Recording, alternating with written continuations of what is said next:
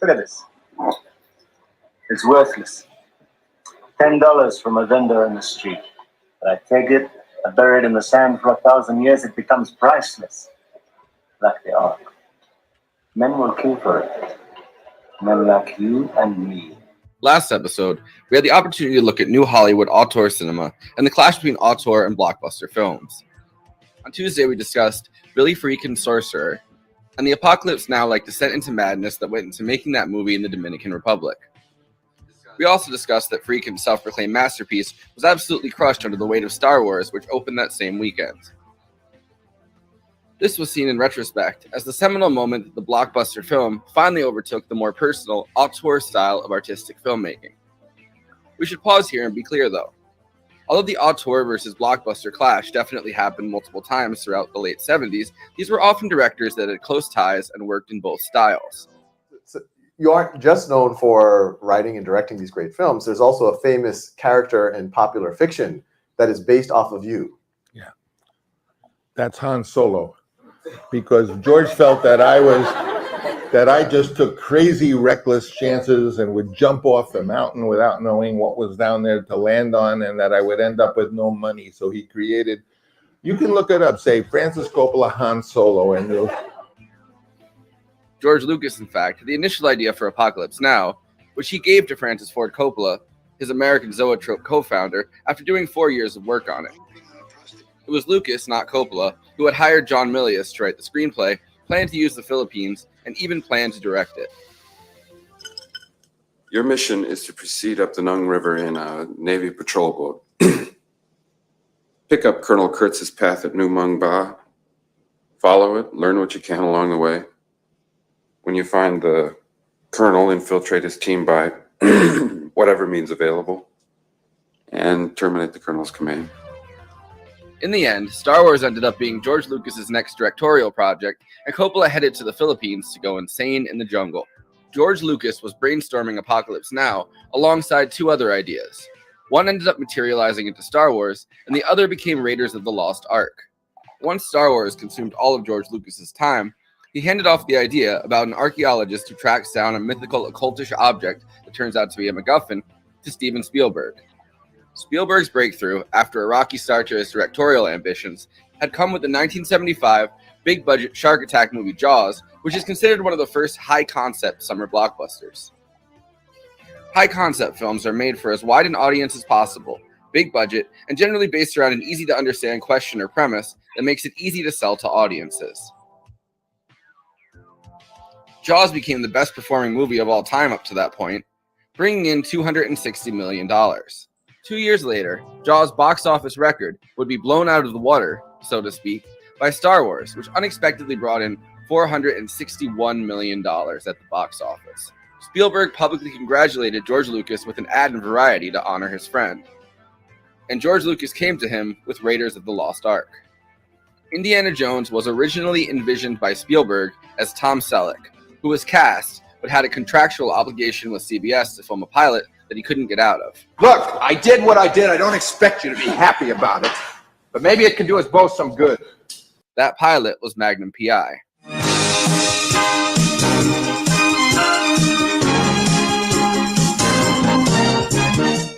After panicking for a bit, Spielberg watched Empire Strikes Back, which was out by this point in 1980, and asked Lucas if he could cast Harrison Ford. I love you. I know. Both avid fans of Golden Age Hollywood cinema, George Lucas and Steven Spielberg envisioned Raiders of the Lost Ark as an homage to 1930s and 1940s serialized pictures. Did I upset your plans? You come to Nottingham once too often. When this is over, my friend, there'll be no need for me to come again. Swashbuckling pictures, adventure pictures, westerns. The serialized picture was generally cheaply and quickly made, full of action, and often in chapters that would be shown week to week until they were finished. George Lucas was inspired to make both Star Wars and Indiana Jones based on a big-budget, high-concept reimagining of these serials. Two such serials, Zorro Rides Again and Spy Smasher, have been listed as inspirations for Indiana Jones by Lucas. Two other films to mention. Indiana Jones' iconic look with the bullwhip, hat, 45 and leather jacket was inspired by Charlton Heston's look in The Secret of the Incas. Most men don't enjoy taking money from women. That's the best kind. As well as a similar look that Alan Ladd had in the adventure film China in 1943 as a character named David Jones, who would provide Indiana Jones with a name as well. You know, my father was a young man. He was very much like you. Same ideas, talked the same way. Thanks. He was arrogant, opinionated, and completely wrapped up in himself. Oh, I thought you said he was a great guy. Oh, he was afterward, After what? after he met Chiang Kai-shek. Then he spent the rest of his life working with him. I, in my own small way, am trying to do the same thing. The costume designer for Raiders of the Lost Ark has said that Secret of the Incas is an almost shot-for-shot inspiration for Raiders of the Lost Ark, and that the crew would often watch it.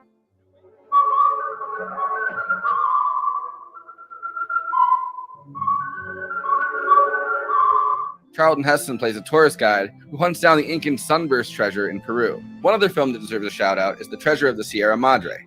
This is a film by John Huston, which stars Humphrey Bogart as an American who gets greedy and obsessed with finding a treasure. Get away from my burrow. We can sell those burros for just as good as prices you can. Get away from my burrow, I tell you. You can frighten even a sick louse with that. You can only shoot one of us. The Treasure of the Sierra Madre was also the inspiration for the characters in Sorcerer, so I guess it goes full circle. Indiana Jones takes place in the 1930s, with World War II about to start up and the Nazis in full swing. What about your boss, the Fuhrer? I thought he was waiting to take possession. Indiana Jones is an archaeologist whose life revolves around digging up and getting ancient relics and treasures, but his own history is about to catch up with him. I need one of the pieces your father collected. I learned to hate you in the last 10 years.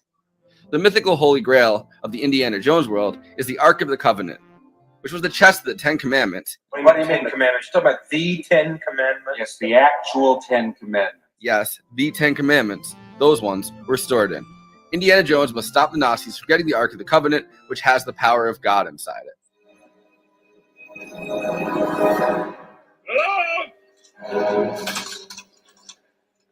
Jones? Jones! Anyway, before I introduce the panel, let me say, please like this video and subscribe to the Movie Night Extravaganza YouTube channel. Also, we are now monetized, so if you have any pressing questions during this live show, send us a super chat. We are absolutely obligated by international law, human rights law, to answer it. We also have a Patreon, patreon.com/Movie Night Extra. All of our after parties are available on there forever. Okay, let me introduce the panel.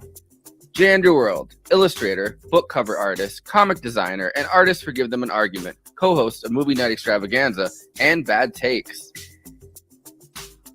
Conan Neutron, co-host of Movie Night Extravaganza, host of Botanic Reversal, and frontman for Conan Neutron and the Secret Friends. Christina Oakes. When she's not dog sitting, you can find her streaming on Twitch at twitch.tv/cosmopolitics. You can find her on Twitter and Instagram at @cosmopolitics. Throw her some subs on Twitch.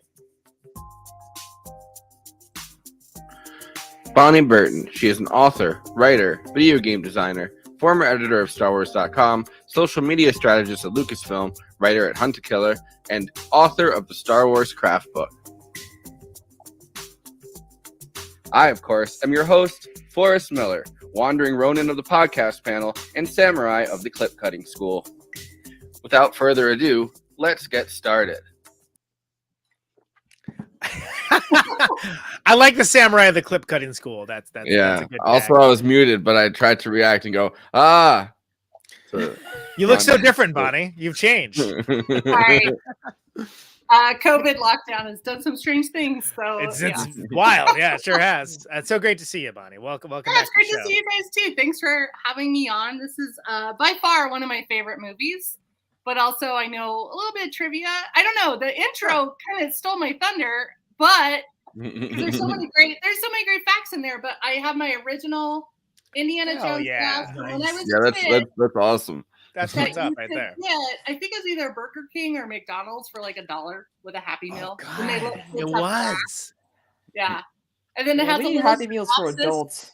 The synopsis was 7-Up in the back of the movie. I thought that was funny. Fantastic. Yeah, they really don't, give away cups like they used to. Well, the Temple of Doom classes have monkey brain scenes of eating it. So. Which was a big thing in the 80s because you had that and Clue, and everybody was just eating monkey brains back then. It was a Faces of Death thing. I don't know. But thank you for having me on. Yeah, it's that when we originally conceived of Adventure Month, it's funny the Treasure of Sir Maudry shows up in here too, because we obviously that factored into one of the movies we were going to discuss, but we ended up talking about more movies that were sort of like influenced by that or referential to that, which I think is interesting. But of course, if you do Adventure Month, how do you not do Raiders? How? Right? Are you really doing an Adventure Month if you don't do Raiders? It's like the ultimate adventure movie. And of course, there's nobody else that we'd rather have. Thank you. So you got the inside Indiana Jones scoop. Well, I will tell you, just a quick thing is when I first got hired at Lucasfilm, I was actually hired to be the editor of IndianaJones.com because they were re-releasing the DVDs as Blu-ray and they needed to beef up the website. Nice. So most of the stuff, I think, is divided up between three of us. Pablo Hidalgo, who's still with Lucasfilm, Pete Vilmer, who's also still at Lucasfilm.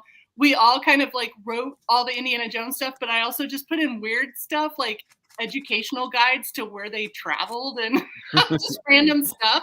But yeah, it was that was my first job at Lucasfilm before I moved over to Star Wars. I was doing a lot of Indiana Jones stuff. So I mean, it would seem helpful to like know where they travel. Like I don't know, like because so much of the transition between scenes is just like a plane, and they've copied that now for like iMovie or whatever. Like you could do that's like one of their transition things between. Isn't that great? When I saw that, I was like, it's the Raiders thing. I totally did the Leo pointing at the camera thing.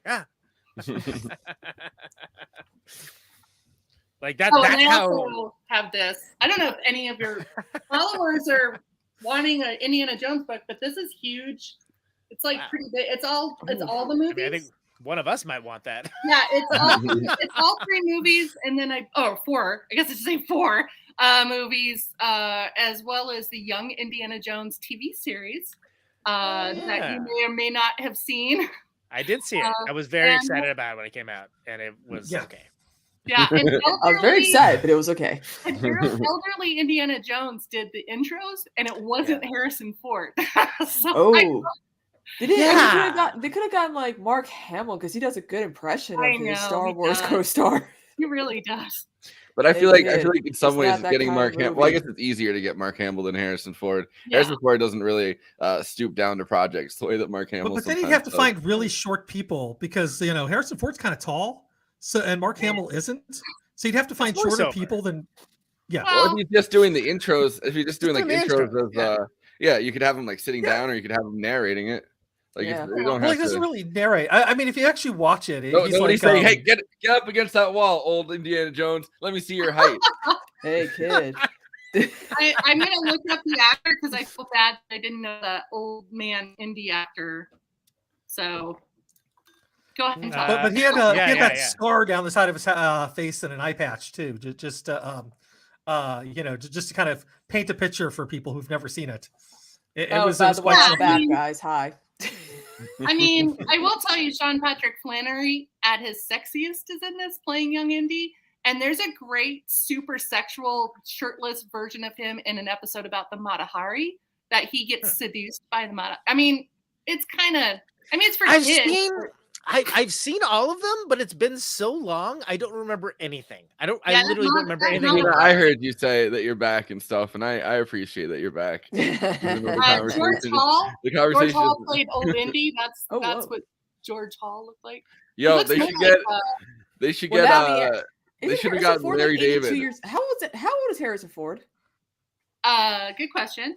They should have gotten Larry David to play old Indiana Jones. just take it in a completely different direction. Yeah, he's 80. Whoa. 80 years old, Mr. Harrison Ford. And he looks fantastic. Still got it. Yeah. Exactly. Yeah, he's got 5 or 6 more planes to crash in his life. To the chat. Andy's managed to change the topic 7 times, but Christina, welcome back. I mean, it's good to see you again. It's been a while. I just want to say to the chat, if you have any questions about any, I got a question. When can anybody speak a complete sentence? Anyway, sorry, go ahead. I don't know if you have any questions for Bonnie, or if you have any questions about that's good idea. Lost Art. Hey, you know what? Send us a super chat. I don't plug super chats enough. We have super chats; they are turned on. Send us a super chat, and I promise to read your question. And we'll see how it goes.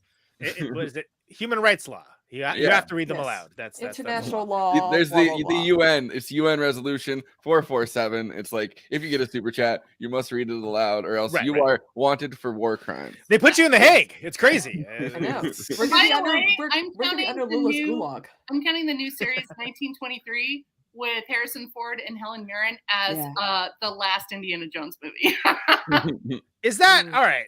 So it's not. I'm just it's a prequel to Yellowstone, which I also didn't watch. Do I need to care about these? My mom loves Yellowstone. I do. Yeah, I come from a rodeo family, so I can't not watch it. But it's the second one because there's another prequel with Mr. Sam Elliott. Yeah. So I mean, it's amazing how long Harrison Ford's career has lasted, and he's like not afraid to still play Indiana Jones after all these years. He's not afraid to pilot his own plane. He was great in Aliens and Cowboys, even though no one liked that movie. I loved it. I liked it. It could have been amazing. And he was great in it, and Olivia Wilde's great in it. There's a bunch of it's so close to being amazing. And it's still good. Daniel Craig's in it. Yeah. How can you be mad at Daniel Craig in a cowboy movie? I wasn't. I know. And also, that's the thing. It's like Harrison Ford's doing a lot of projects still. So not just Indiana Jones 5, but a lot of different stuff. So that's how you still stay. That's how you stay young. Is you gotta keep going. You gotta keep. He's gonna be the new. He's the new General Ross and Hulk, or the Marvel. Was he really? Movies. Yeah. Really? Yeah. He's like I want William Hurt passed away. William Hurt, who I was gonna say, and so they, who are they gonna? What are they gonna do? They're gonna get CG him back into just hire a stand-in, or get somebody else who's just as good. He does voiceovers too, because he's also the rooster in The Secret Life of Pets 2. What do you guys think of the fact that they originally wanted Tom Selleck to play? That's crazy. Okay, I love Tom Selleck, and here's the thing. Tom Selleck really wanted to do that role, but contractually he had to do Magnum PI, and they wouldn't let him do both at the time. But he loved it so much that later on, I think it's season 3, he does a 2-parter episode of Magnum PI where he is dressed exactly like Indiana Jones. He even has a love interest that looks like Marion, and they're in the jungle looking for treasure. So he got his revenge a little bit because it's super cheeseball. Yeah, it's really cheesy, but I'll find out the name of it and it's also really funny that he was shooting a pilot, so he's like, "Oh, I could probably get out of that pilot," but the pilot turned out to be Magnum PI. It's the biggest definitionally career-making thing for him. Yeah, it's hilarious. Yeah. Either way, it would have been a career-making thing for him, right? Because there's no way Indiana Jones wouldn't have done well. Oh, so Indiana Jones. So first of all right, Raiders of the Lost Ark with Tom Selleck, different, still awesome, but different. And almost like I think the way Harrison plays it and the way it's written for him as well, uniquely Harrison Ford, like the perfect role for him to play. Yeah. But I think it would have been closer to these traditional serials Here we go. if it had been Tom Selleck. Oh, So this is wow. Tom Selleck. Fantastic. The Amazing. episode is called The Legend of the Lost Art. Oh. That kicks ass. I love that. I The love Last Art? Come Nice on. pun. Nice pun. So wait, hold on, but let me finish that thought. It would have been Right. closer to the original kind of like more cheeseball, like the original serials would have been Tom Selleck, right? So that would have been a different vibe. I mean, Oh my god. They Come they recorded his like original this is like I think this is from like the DVD extras or something. But they recorded his original like Screen test, right? Yeah. And Wow, they had Sean him. Young. Oh, that's almost just as surprising. I mean, Cool. it's not that because I mean she was in Blade Runner with Harrison. At the Yeah, time. but well, yeah. I mean, I'm not.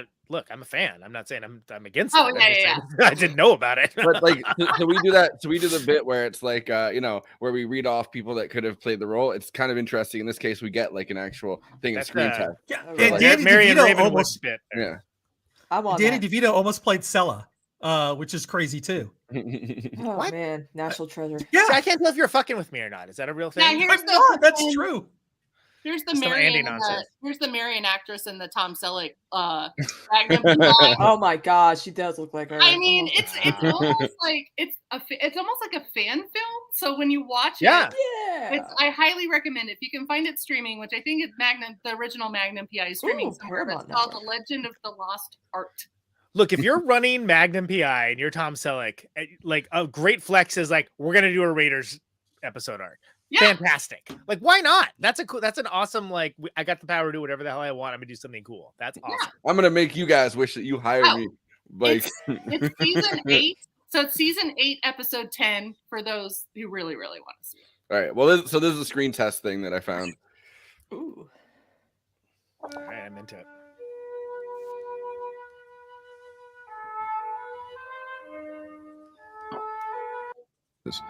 From Tim Matheson to Peter Coyote to Tom Selleck. Hello, Murphy. Oh, I thought that was Sean Young. When I talked to Tom Selleck about it years later when we did Sea Change, part of what the problem was they wouldn't let him out of his contract to do Magnum PI. He had just signed to do this series. George and I pretty much went after Tom Selleck. And then a man who became a very close friend of mine, Bob Daly, at that time the head of CBS, said, wait a minute, we have a series commitment with Tom Selleck called Magnum PI. And he greenlit the series. Tom had a TV series that took him to great, heights of fame and fortune. And we had nothing. And I guess that turned out to be a lucky break for Harrison Ford. We ended up doing a screen test with Tom Selleck and Sean Young, and it was really, really good. I mean, they were both terrific actors, and it turned out really well. I don't think I ever got a chance to meet George Lucas. No, I met George Lucas once. That's right. Steven had taken me over to the sound stage that they were doing the sound on second Star Wars. It was the one that Irving Kershner directed. So I got to meet him once. It was interesting. I liked, the experience. I remember I was driving over Beverly Glen, and when you come on the city side, there's a little side. And that was Marion Ravenwood. I've learned to hate you in these last 10 years, but no matter how much I hated you. Karen was the clear favorite because she had spunk and she was sort of a firebrand. And she reminded me of the 30s women. She had that kind of Irene Dunn quality about her and a little bit of the Carol Lombard. And she just seemed perfect for the part. Tonight.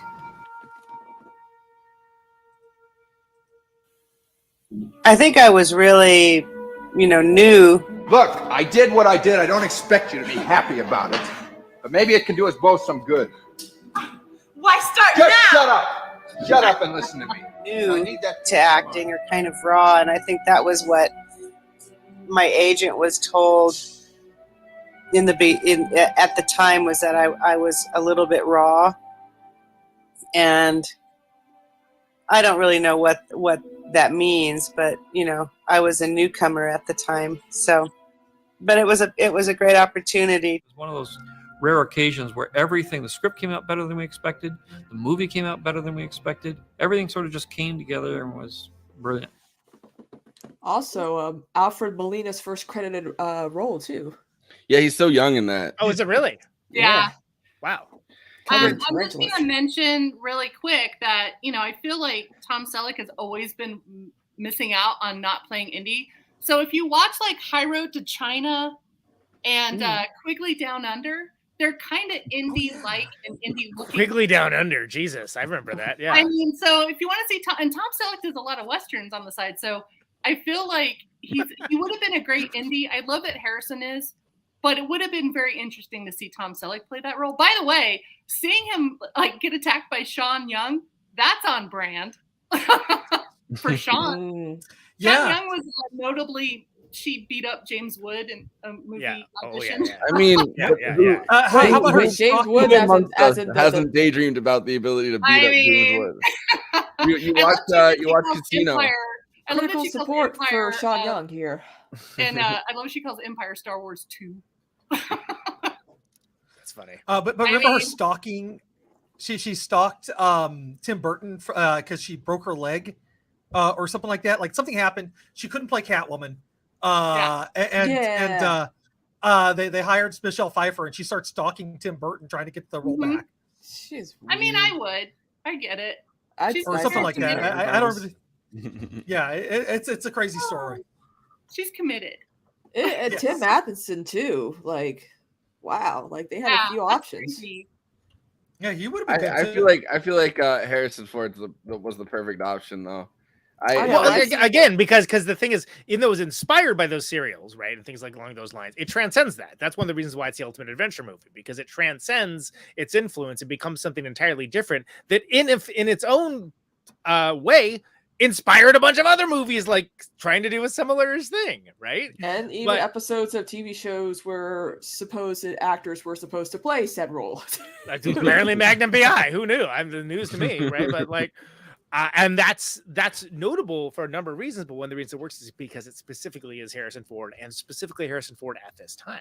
And hasn't he said this is like his like this is the role that he like his favorite role, right? Yeah. I mean, you can tell. Yeah, he's having a time of his life. That's why he's still playing Indiana Jones after all these decades. I mean, which is why he's getting to do a second, fourth movie. If you want a little, if you want some insider trivia, I can tell you something that not a lot of fans know. Yeah. Yes, we do. The Indiana Jones franchise. So that used to be a rule, and I don't know if it was a legal document or if it was just sort of verbal agreement between Spielberg, Harrison, and Lucas, that those three people had to all agree on a script before they would shoot it for Indiana Jones. So anyone that's blaming certain people for things they don't like in the new Indiana Jones movies, Harrison was part of that too. So it's just interesting though that Harrison was given veto power along with Lucas and Spielberg. But I love that. And I love that they, when the movie came out, Spielberg and Lucas were on family holidays in Hawaii. So they didn't have to like look at reviews and stuff of Indy. Boy, were they surprised. Yeah, I mean, look, I would have read that first scene in Crystal Skull with a refrigerator. I'd be like, nope. I mean, it's also a tradition that they have because they came up with the idea for Indiana Jones and they brainstormed it in Hawaii. In Hawaii, Well, while they were hiding out for like Close Encounters and Star Wars. Yeah, I mean, that's right. They were hiding out for Star Wars and Close Encounters, which I thought was weird because those movies are iconic. But I guess when you release a movie, you don't know it's going to turn into an iconic thing. So I'm sure Showgirls thought they were. Hey, Friedkin thought Sorcerer was going to be huge. It opened against Star Wars. That's literally the last one we did. I know. How sad. So sad. Something that I thought was interesting that I found out while researching this is the bet that Steven Spielberg made with George Lucas, where he bet him $1 million that Star Wars would break records. And George Lucas was like, there's no way that would happen. And then George Lucas had to give him $1 million from the box office. Yeah, I think the only person that knew 100% that Star Wars was going to be huge was Mark Hamill. Everybody else was like, it's just whatever. Star Wars wasn't huge. Mark, and there was also times where he would like talk about filming like scenes with Harrison Ford. And of course, that's when he does his, "Hey kid, is not that kind of movie. Yeah. Like, does this Harrison Ford impression? That's why I'm like, Mark Hamill could do like almost any voice. It seems. I feel like if Including Star his Wars wasn't co-stars. huge and it had just kind of like burned out, you could still find Mark Hamill like running around with plastic lightsabers, being like, "Oh, it's Star Wars," but it would be like a movie that nobody remembered. And they'd be like, "Dude, who are Remember you? this Why- weird classic movie that like nobody paid attention to? Why are Yeah, you hitting yeah. people with the plastic sword at the DNC? Like, Yeah. What are you, a knight? Are you like one of the round table? Why is it green? I like though that Indiana Jones was a movie I could like watch with my dad who hates sci-fi fantasy movies, but he's into westerns. So this was like a good crossover for me to enjoy with someone that doesn't like sci-fi, doesn't like fantasy. But also another little tidbit: Indiana for Indiana Jones is named after George's dog named Indiana, who was also inspired Chewbacca. So that dog did a lot of inspiring. It's a very influential hound. Yeah, I mean, Jesus. Well, I mean, And they at the also bring it time, up in the movie. They bring it up in Indiana Jones. Was it the one with Sean Connery where he goes, "You're named after the dog"? Yeah, Indeed. the dog's name is Indiana. Right. 'Cause it would Ah, be it makes me sound more Junior, Scottish when I Junior. talk like this. Also, that age difference. is a you would have little weird. found fucking Sean Connery if he was like watching the Indiana Jones thing and he watched fucking Harrison Ford get slapped. He'd be like, "Hit her back. What are you doing?" I mean, weren't they only 8 years apart? Weren't they like super close in age? So it's like They what- were. Yeah, how they didn't was look that? it. They didn't look it because thanks to a lot of hard living by Sean Connery. But like, yeah, yeah. I mean, I will tell you, age difference is a thing that comes up in Indiana Jones because Marion Ravenwood in the novelization of Raiders of the Lost Ark is 15 when she's Yeah. first meeting Indy, who was 25 at the time or 26. So there's like 11-year age difference between the two of them. I'm like, No, yeah, 15. We are out here canceling Really? Indiana Jones. The age gap, it's too much. You know We're what I mean? canceling These days. Indiana Jones right now. You know what? We don't care about It's a different all the looting and like selling stolen artifacts. We don't care about any of that. That age gap though. I mean, I will say it's a different time when in the 40s and 50s, right? Maybe it didn't matter. And also, like, her father was his mentor, but was that the falling out they had? Like, I don't know. I look at those things. Wow, married at 15. That's some Game of Thrones stuff. 'Cause, I mean, Game of they're Thrones, not they married. age up the characters like a They're lot. not, yeah, they're not married. They just have, sexy times probably. I wonder if he Right. uses the whip. But that was a change that in Game of Thrones I thought was good. Was like, no, you should age those characters up because it's all anyone will think about is how creepy that is. Otherwise. Well, I mean, the Bible is probably the worst example. So, Well, age them up in the Bible too. Who cares? Age up everybody. Well, I mean, I Age guess up the everybody. thing about like the 1930s is that everyone kind of was about to get shipped off to war. that's true.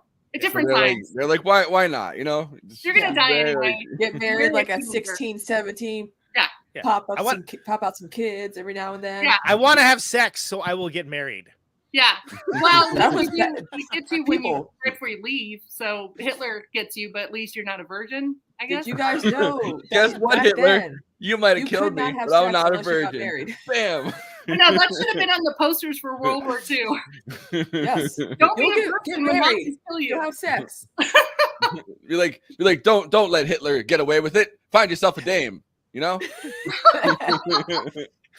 Oh boy. Yeah, it's interesting that they had to do that. Like I forgot it, about the age thing. I mean, but also too, Harrison Ford always looked really good for his age. Like, Yeah. I don't think anybody would fault him for dating any. I mean, you have to remember too, like in real life, is he married to Calista Flockhart? And I think Yes. it's a huge Yes. age difference. There's like a 30-year age difference between them. Yeah, I think. so it's like he also had, I believe, the third most expensive divorce in entertainment history, right under Really? George Lucas and Spielberg, who are still the top most expensive divorces. So those two Wow. got a lot to talk about in a lot of ways. Then, all right. I mean, I don't know if that's still the case with Do they all have veto power over each other's divorce agreements? Or- I don't know, but I know that they divorced very prominent. By the way, that's the talented joke I was women. gonna do, but I decided not to do it. So I appreciate you picked that low hanging fruit. So I'm like, nah, not doing it. I mean- Okay. I still think it's kind of cool though. Like I do feel like especially when something, especially like a franchise that is so near and dear to the creators' hearts, like especially I think it's important that the lead actor should have like some type of say in how the script goes, especially when they're like it's like when cast albums win Grammy Awards. You give the Grammy Award to like the person who to the main singer, and you give a Grammy to like the producer or record producer or whatever, whoever, like whatever. But like, I just wonder if like Robert Downey Jr. ever had like veto power for like For a Iron Marvel Man? film, or Maybe. you know, I like, mean, it depends how powerful your sway is with the studio, probably, because I imagine he probably had something to say about Iron Man, but you have to be a little careful because some actors think they're great writers and they're not. And then they're not, yeah. Well, that's also how you end up with producer credits, where it's like producer and name only. Yeah. It's like, no, I just want to be, you know, shown Yeah. to have also like do a say. producers do a lot of the funding for the films. They sure too. do. They sure do. They sure do. I They, mean, they usually think that they're entitled to do other things as well, which is Yes. like direct. have notes on the script and or direction and it's like no, you're And not, or no, you know honey, Harvey Weinstein type things. But Yeah. I mean, like, and or want to have an Indy Marion relationship, you know, with some of the actresses on the set. But I feel like at some point though, with someone like Harrison Ford, like what can you really give him? Like you can give him more money, but like you know what people really want is like some kind of creative control, right? Like when you get to a certain level, like we talked about it with Book of Eli and Denzel Washington, and like you know the ways that like actors can kind of throw away or throw around their like leverage power in order to like you know have some kind of creative control over their projects, or at least pick projects that they want to have some kind Well, of if they make the control over. character iconic and you can't think of the character without thinking of the actor, like Harrison Ford and Deckard in Blade Runner, and they brought him back for the newer Blade Runner movie, I would be interested to see how much control he had over the story as his character. But also, you know, he's been in a lot of well-known movies. Like he was the original Jack Ryan. I don't know if he had much say in those movies, but it is interesting to see. I also will say J.J. Abrams' first movie he ever wrote, still in college, was regarding Henry. And I still think Harrison Ford did a great job in that. And that's like an indie drama movie. Regarding Henry's good. I haven't seen it in a million years, but it's good. I don't know if Harrison had any control there, but it is interesting to see that he does have, and I don't know about Han Solo either. I think he has more control over Indy because it's something he helped create, but Han Solo is too, so I don't know. Yeah. I think he probably would get like I don't know about the Solo movie, but I think maybe Harrison Ford got like a producer he credit did. of some sort. Yeah. I mean, if Harrison did have approval of Star Wars, Han Solo would have not survived the carbonite because he wanted Han Solo to be dead. Yeah. So we still got the weird Han Solo in Return of the Jedi. So he got his wish, but partying anyway. with Ewoks. Okay. Yeah. Having nothing with partying with Ewoks necessarily. Let's talk about George Lucas. Party. They know how to party. They do know how to party. Yeah. Having nothing to do with any of that. All right, hold on. I'm trying to change it. Yeah, go ahead. Opening scenes. Yeah. The boulder, the throw me the idol and I'll throw you the whip. Is this one of the best opening sequences of any adventure movie in history? Because I think it is. I think Simpsons did it better. No, I'm kidding. UHF, Weird Al, I think it's better with the Conan Neutron official song. Yeah, that's good, Conan. Thanks for giving us that Grammy-winning song. yeah, exactly. I mean, you know, John Williams, Conan Neutron. You know, there's all right. If we're talking about the theme song for a movie night adventure Adventure Night Extravaganza, whichever one still can never remember. I think it's Movie Night Adventure. I think so too. It's I see it and it's like, oh yeah, and it's even in like I think it's even in like the Raiders. I logo. actually I never suggested. I was thinking Adventures in Movie Night. Yeah. But then we'd have to do Adventures in Babysitting. But hold on. Everybody stop talking for like 10 seconds, please. Come on, you gotta be fast. The two things, I'm so fast, but it's still not fast enough on this show. It's still not fast. I am faster than everybody, and it's still faster not than lightning. Okay, I'm just gonna mute everybody, and I can do it. There are two things I was thinking of because I was like, well, what was an adventure score? Like, what are the best adventure scores? And the thing that kept coming back to me is the score for this movie. I'm like, there's got to be timpani. It's got to like swell. And I end up like, you know, it's not exclusively a Raiders ripoff, right? But like the idea was to evoke those same sort of reactions because that's what we think of when we think of adventure movies. And that's how iconic the music is in this on an already iconic movie that like everybody knows that. Like, you know, 2 notes, like name that tune, 2 notes, Raiders of the Lost Ark. I know what that is. That's it. Or people will be like Indiana Jones or whatever. And that is the sign of an incredible composition along the lines of like a Morricone or something. Can you think of these Sergio Leone movies without the Morricone score? Of course not. Wouldn't even be the same film. Same thing here. Yeah, Absolutely. And I think that goes it's back a to the lot serialized. easier. Yeah. Oh, I'm sorry. It's a lot easier to play this theme song in marching band than the Star Wars theme. So I'm just. I had to do it. I didn't do it. Did you really? Yeah. That's we hilarious. even wore fedoras. They made us wear fedoras. And I was playing the saxophone. Wear fedoras. Libertarian dude.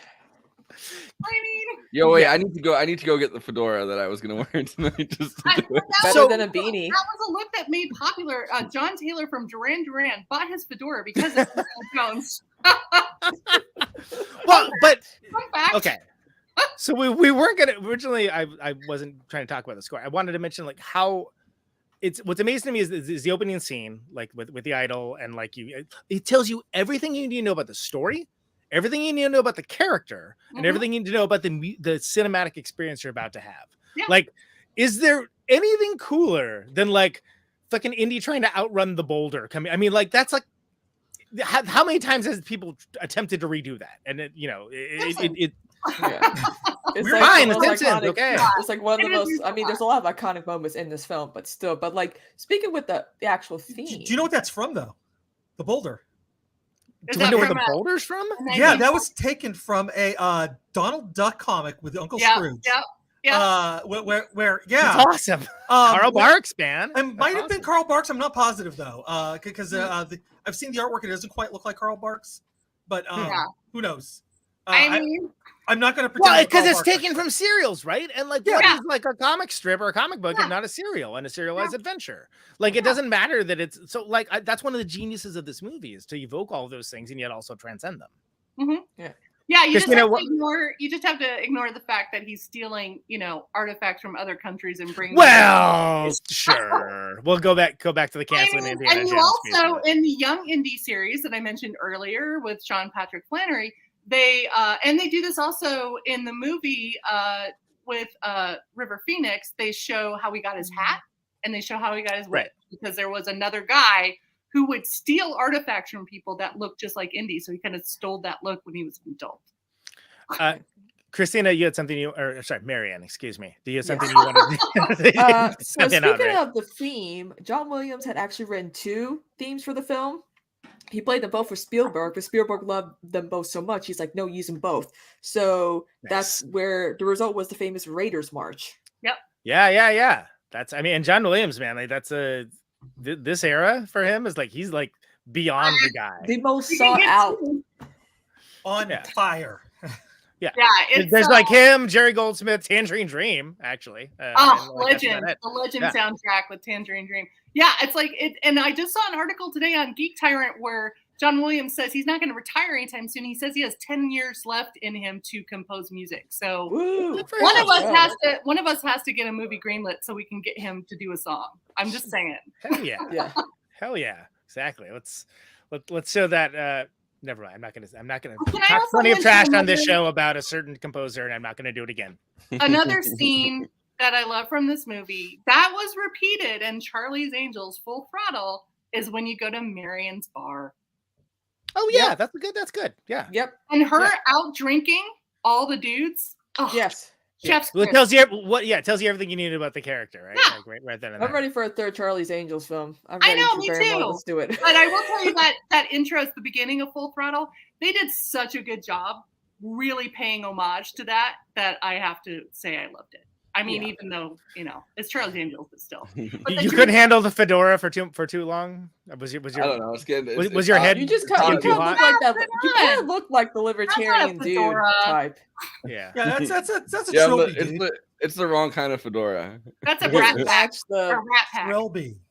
Wow. Trilby. Hey, you Dane. Hello, my lady. How do you do, fellow ladies? I thought that my mom had like one of these adventure hats, but she doesn't.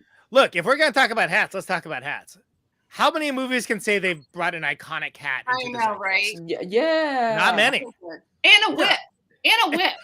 And I do want to bring up An esoteric weapon, exactly. Someone that works at Lucasfilm, who I will not name, and he was before my time, but he was there like 10 years before me, or maybe more. Here's the thing at Lucasfilm, you always try, and I'm giving you some inside tea. you always try to do something so weird and outlandish that they have to ban it and put it in the employee handbook not to do. And this guy brought a whip and was practicing Indiana Jones whipping in the hallway and injured himself and others. Andy, So- I didn't know you worked at Lucas. He didn't work at Lucas. It was a writer. I think it was a writer that worked on one of the books. I The don't know. joke is it sounds like something Andy would do. That's what that's. But it's like, it's one of those things that, and if any of you have tried doing whipping, it is Not I'm easy. not sex whipping. I'm talking actual Indiana Jones whipping. Yeah. That it's not easy to do. It's not easy. And I own a katana. It's not easy. It's different. Different set of skills. Wait, whipping or whippets? I don't know. I mean, I don't want. I will say Michelle Pfeiffer's clip that went around last year of her doing that whip scene with Catwoman on first take, so good. I love Michelle But Pfeiffer. how many movies can you think of that? Yeah, I was gonna say. I was waiting for someone to do a Devo reference. How many movies can you say like take something and recontextualize it? Because the thing is like it's a whip, right? But it's also like he used it to to escape, and he grabs stuff with it, and like I mean nobody was thinking of whips in that way. If anything, they were like, oh, it's a sex thing, right? I Or, mean, like- and also in the new trailer for the new movie Indiana 5, they bring up the thing about that quintessential scene where he gets in trouble where someone is going to fight him and he whips out a gun and shoots the guy, which is interesting because that's also because he had the flu that day and just didn't want to do anymore.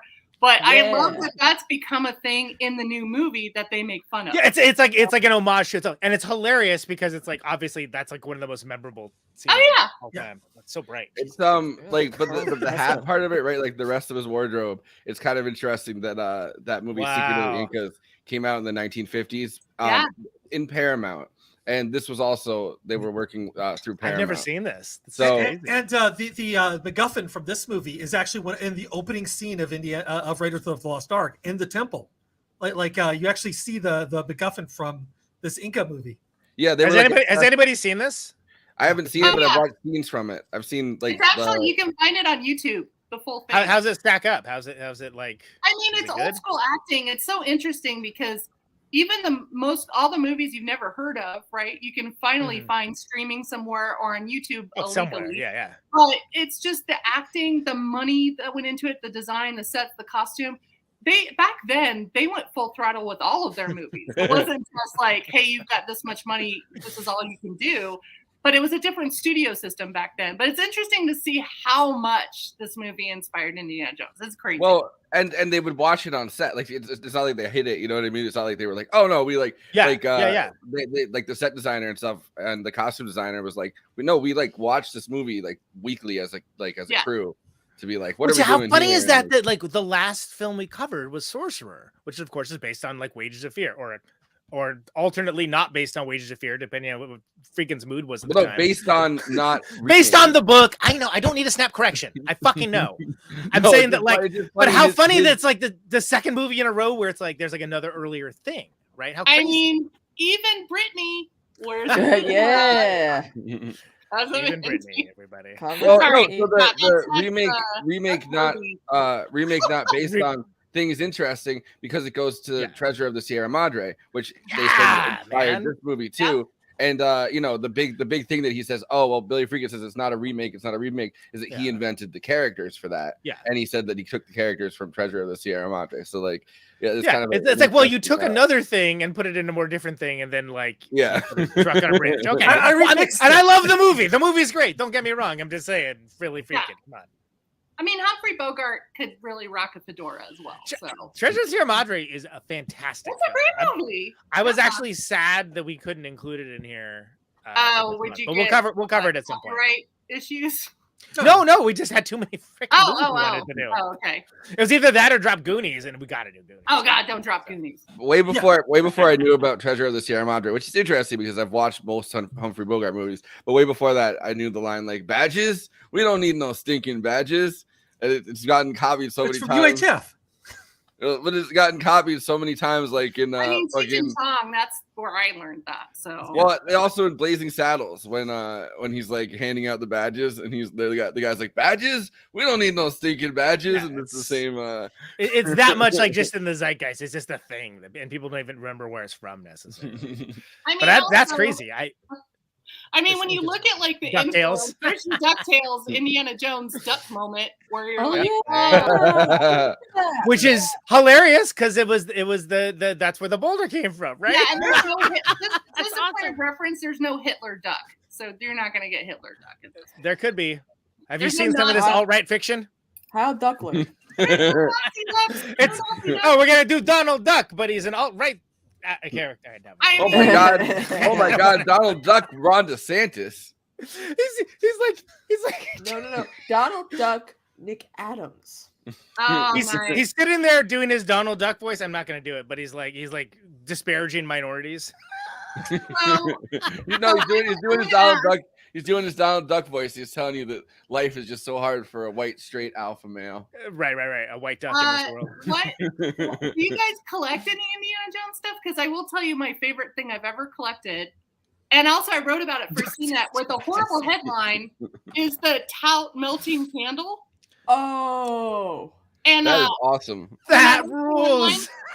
Yeah, it's pretty gruesome, and it does melt. I have it. I have 2 of them. Right, put it up again, Bonnie. Put it up again. Let's it's like my headline for this was, I think I said it was totes adorable. That's fantastic. What do you guys think about because of the candle thing? What do you guys think about the way that this movie like subverts Nazi imagery? Like I kind of really enjoy it. Like it becomes kind of comical. It's historically accurate because I mean, as you probably know if you've done research on any of this, Hitler did have a advisor in the occult. And they were trying to find artifacts that were connected to the occult. And this was one of them. And the Holy Grail was too. So it's interesting if you look into the actual history that this inspired. It's very, I don't know. I love it. But also, I love that the end of the movie is great too with the warehouse scene. And you see it put in there. And you're like, what the hell is all this other stuff? Like, I just never understood why they just didn't do. And Warehouse 13, the TV show, I think, did that with it did, and I thought that was an underrated show. And that was a great show too. But like and they were in charge of great that place. They were in charge of the warehouse that had all the crazy stuff. It's the best. It's one of the best setups for a show I've ever heard. And then also like the X-Files in the very first episode kind of did a homage to it. They sure did. They sure did. So yeah, so the way that the movie like kind of subverts Nazi imagery though, right? Because we think about it as something like terrifying and fearsome, and it's like our biggest adversaries in World War II. Like obviously they're depraved, they're doing a genocide. This movie they do things like they kind of throw the Nazi flag as part of the rope that he escapes with and stuff, and like he's in that dirty little like unventilated part of the submarine, and there's like Nazi flags and shit, and like I don't know, I just feel like this movie is kind of cool in the way that like that symbology or whatever is just totally degraded. Yeah, you don't even get a Hitler cameo to Last Crusade, because the weird thing is, if you know these movies, Lost Ark's not the first one in the timeline. It's Temple of Doom, and then Lost Ark, and then Last Crusade. So I don't think there's any Nazi stuff in Temple of Doom, but I love the Lost Crusade. But the coming face to face with Hitler and not just strangling him right off the bat, I'm still angry at Indiana Jones. It is rather not doing the Tarantino. Where you're like, why don't we just kill Hitler? We could just make an alternate timeline. Or kidnap him. Just do something with him. Don't just stare at him. You should have done something, Indy. You would think with the Cold War happening that they would make like the Russians be like the bad guys, like in these films. I'm like, well, I mean, there is a rumor, and I'm not going to say yes or no if this is real, but there was a long-standing rumor that the next movie after Crusade was supposed to be about Atlantis, the lost Atlantis, and Indy was going to find that. And it's a long-standing rumor among fans of whether or not it's true or not. It never got approved for obvious reasons. But, I think that was supposed to take place during the Cold War. So I do know that there was some sort of push. And I don't know if this is from the fans or people that were hired to wishful thinking another movie. It's one of those things too, like, I love that Star Wars has so much mythos behind it, but so does Indy. There's a lot of crazy news and fan stories that are around Indy that, whether they're true or not, I don't even care anymore. I just love how creative they've gotten. So I don't know. But Raiders of the Lost Ark is still my favorite, just of all the Indy movies. That's one of the reasons. Like for me, I didn't have any interest in covering any of the rest of the movies for this. It's got to be Raiders, because as much as like Temple of the Jones, by the way. Temple of Doom. Temple of Jones. Temple of Jones. Great. That's what happens. I'm just trying to fucking blast it out here. Wild problematic in a certain few key ways, but would have been relevant if nothing else because a certain supporting actor in Everything Everywhere All at Once is one of his first roles. Short round, man. Yeah. And it also ushered in the PG-13 rating, which was not a thing yet. I was gonna say it also defined movie history in anher way, and that was that Karate Kid. Thanks for stealing it. We're just Great minds think alike. We're linked. How did Sorcerer get away with a PG rating? Like we watched those are different times. Poltergeist being PG, I'm like, oof. That was a rough one. You know, what is it? That Clash of the Titans from like 1982 has full frontal female nudity in it. It sure does. It sure does. Surprised they don't reassess some of these ratings. Yeah, I was like watching it with my kid, forgetting about that scene, and just that scene shows up, and I'm like, oh. I mean, they're gonna learn one way or another. Well, so might as well be Clash of the Titans. Protect the children. It might as well have a mechanical owl. Yeah. Which honestly, that's all I remembered. So I have missing was a mechanical owl. Why didn't they just stick that in Indeed? I wanted to bring this into the conversation though. Good luck. This is a clip of them shooting the snake pit. Oh yeah. Oh god, and they of actually like they actually filled the snake pit full of fucking snakes. Oh, they used real snakes. Yeah. Yeah. Well, I mean, obviously, but also like just like all of the snake, like because I feel like now what they do is like they'll use a few real snakes and then CGI some of them in, or practical effects. Yeah. Yeah, and I think Harrison Ford does not like snakes in real life either. Same.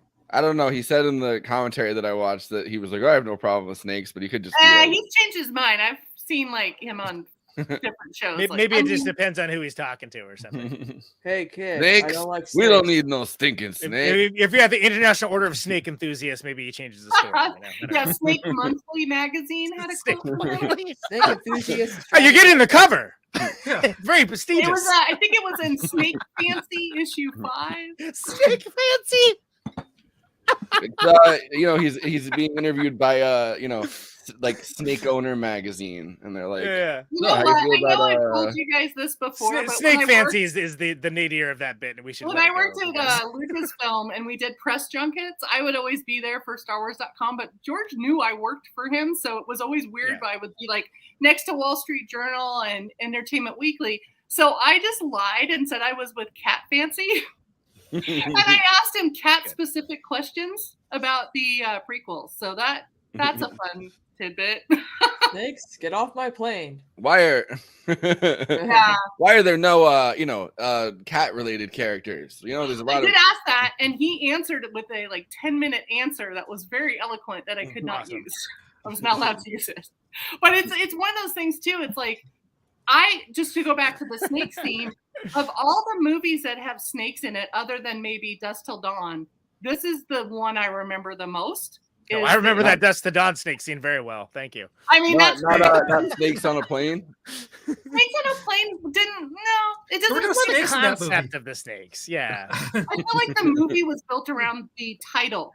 They also fundraised for more snakes. I remember that distinctly. They did a fundraiser, an early online fundraiser. And I guess Jungle Book too. That's a good snake. Yeah. But I honestly this Indiana Jones movie has so many moments that will forever be burned in my brain that I see so many other movies copying or try to play homage or tribute to, and it's just a testament to how well this movie holds up even to today as an entertainment, an example of an entertainment movie that's perfect. I think. I remember being kind of horrified by the tarantulas at the beginning when I was a kid.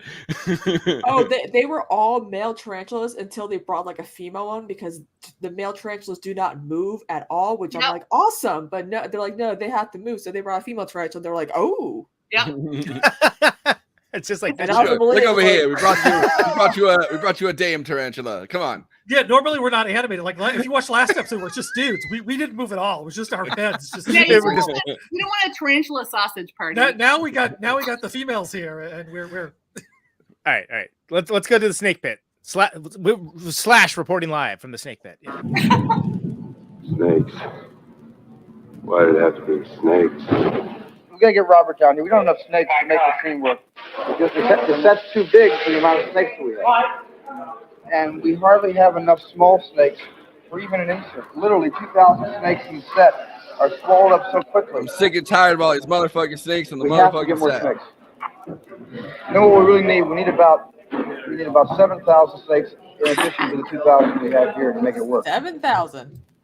7,000 more snakes, please. His assistants nod as though they'd been asked to find paper napkins. But 2 days later, the pet shops of London and Antwerp are bereft of reptiles.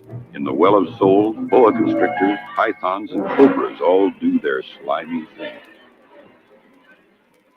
I mean, there is a serum to protect against cobra bites? You get bit more, and you've got to get it in 2 minutes. In 2 minutes? Cobra bite paralyzes the nerve.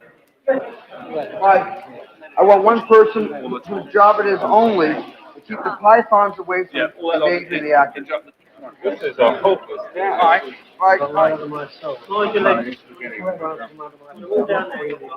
Thousands of them. Just get ready to shoot right away. I'm never going to be able to hit my mark. Let's reconsider this whole thing. Harrison hits in his big boots and his gloves and his pants and his leather clothes and stuff, and I had this little sort of thing and naked arms and nothing on my legs and bare feet, and I just couldn't stand them on my feet.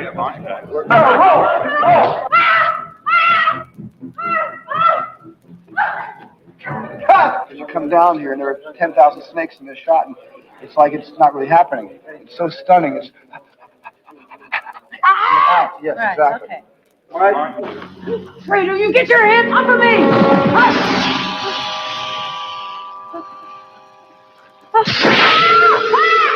When I say to you more and more, you give me more, but you give me more in increments of millimeters instead of feet. You know what I'm saying? Yeah. It's just that there are some moments where there's a skeleton in the closet. There's two ways of reacting to the skeleton in the closet. One is to go, oh, shucks, that didn't scare me. And the other is to let your eyeballs pop out. That's what's not the door. Look at my face. Just yes. Right. Okay, good. Here we go. And I began my relationship with Karen by cajoling her and talking very softly to her, and wound up in the middle of the movie just by saying, "Scream! Roll your eyes! Look into the camera! Don't look at the camera! Look over there!" Action.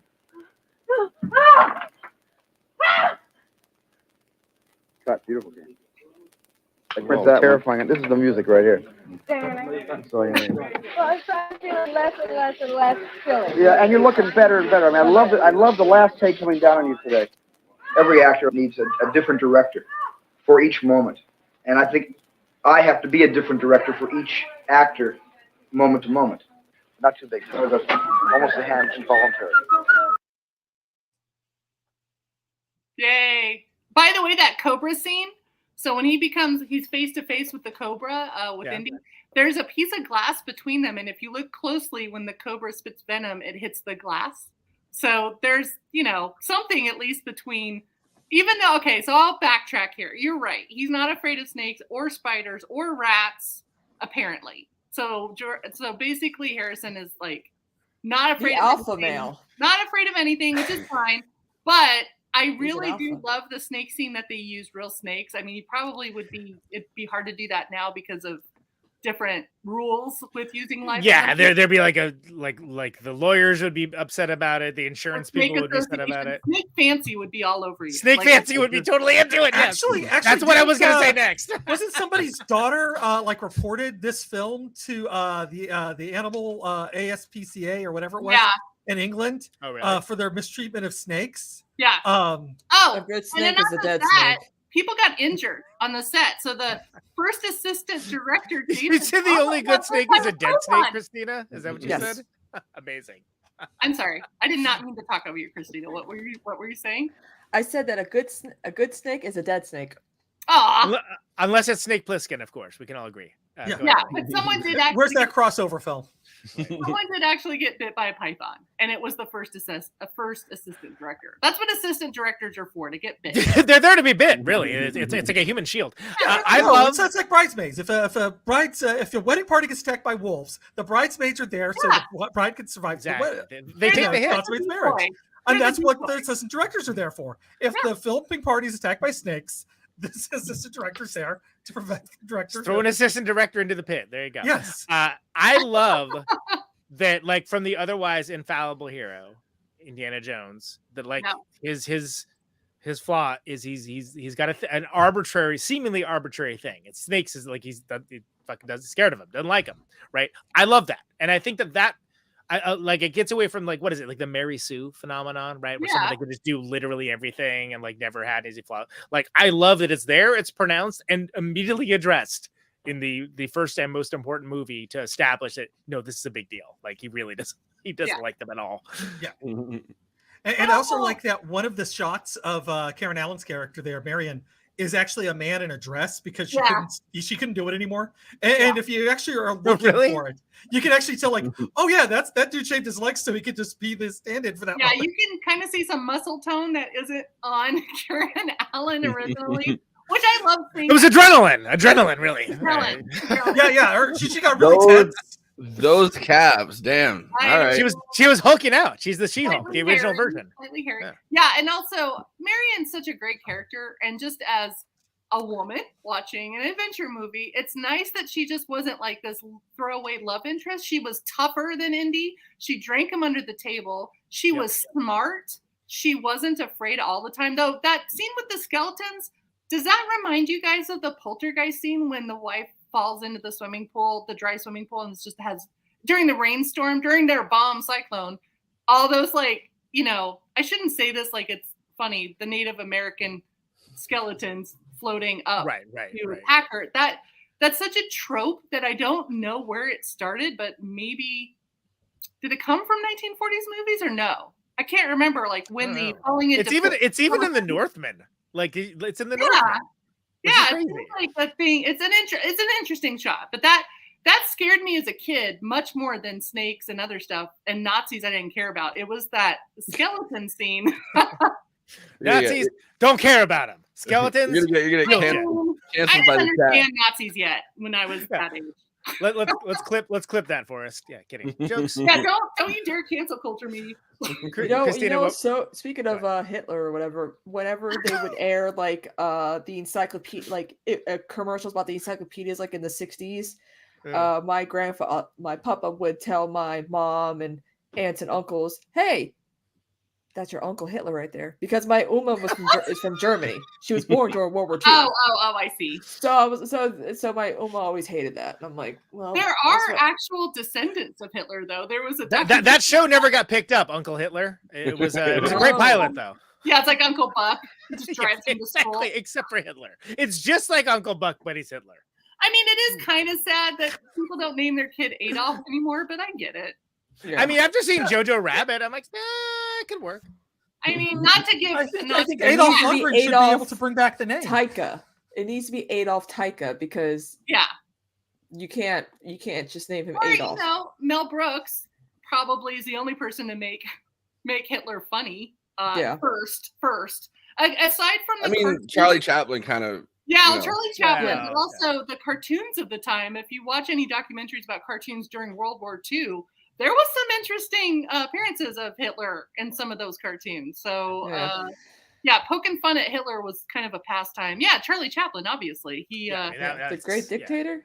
Yeah, great speech. Which still holds up. Yeah, still holds up as a film and obviously iconic speech. Yeah, he had a weird fascination with Hitler too because he's like, we both have the same mustache, and I think they also shared a birthday. He based it off of Charlie, so he was a huge Charlie Chaplin fan. It was a Charlie Chaplin thing first. Yeah, in fact, in the movie with Robert Downey Jr. playing Charlie Chaplin, they showed the scene. They showed the scene, and he shaves after he finds out Hitler based his mustache on Charlie and Chaplin. It was like badly reviewed too because everyone was like, how dare they make fun of this leader, and I'm like, what? Well, there was a mimeograph chapbook that had "Steal His Look" in it, and that's what Hitler did. Yeah, and mustache. Who wore it? Who wore it best? Mustache fancy. Yeah, exactly. Was it Charlie Chaplin or was it Adolf Hitler? Who wore it best? Who wore it best? All the dames are asking one question: Who wore it best? Charlie Chaplin or Adolf Hitler? Ooh, can we talk about the legacy and influence of this film? Yes. Because There are Indiana Granted. Jones cosplayers. There are people who dress up as Marion in Indiana. It's in the Library of Congress. It is probably considered the greatest adventure film of all time, which it's a fact.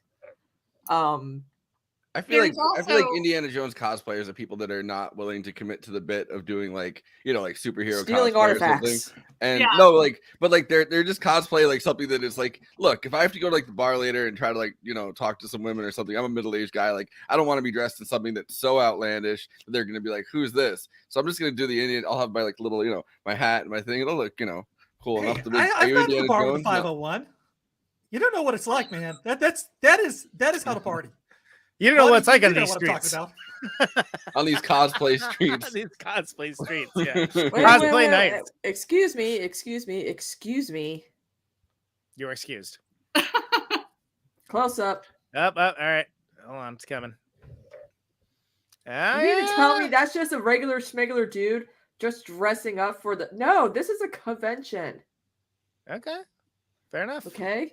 Fair Yeah. enough. Yeah. I And mean- go to the bar afterwards with these guys. You'll have fun. Yeah. So I will say, if you can ever finagle your way in to the barn at Skywalker Ranch, which is the museum that houses all the artifacts from the movies, all the props, everything. Oh, is the that where costumes- Indiana Jones is bringing them? The costumes there, but also the Ark of the Covenant's there. And every time we've ever had a celebrity, I used to give celebrity tours sometimes to bands and whatever. I remember Fallout Boy. All the members of Fallout Boy posed with that, and Mastodon before it became Twitter acceptable. It was a great Right, before it was a Twitter replacement when they were just all a the band. metal Yeah. bands they pictured there. I know that when 9 Inch Nails wanted to go, that was like a priority, was the Ark of the Covenant. So I mean, I'm just saying, if you really want to see the Ark of the Covenant that's in the movie, and there's multiple props, obviously. They can't just build one and hope it survives the movie. But it's in that museum. So if you ever can get a chance to get invited. I just like to point out that when you worked there, I did not hard sell you into doing that for me, and I'd like to point that out as a friend. I thought much of you that I did not ask to do that. Did I 'cause give thought you that a would be- tour of Lucasfilm? No. I would have loved Oh, to do I'm it, but sorry. I never asked. I never asked. No, I never I mean, asked.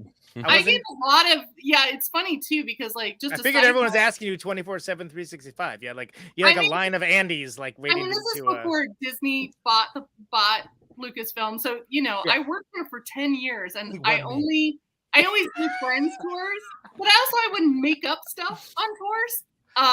That I had to be careful that I didn't have, you know, Ain't It Cool News along for the ride. 'cause Oh, then they would sure, think it was yeah. real. Like I think I said we had a hazing ritual for the interns to try to drown them in Ewok Pond, which is on Skywalker Ranch.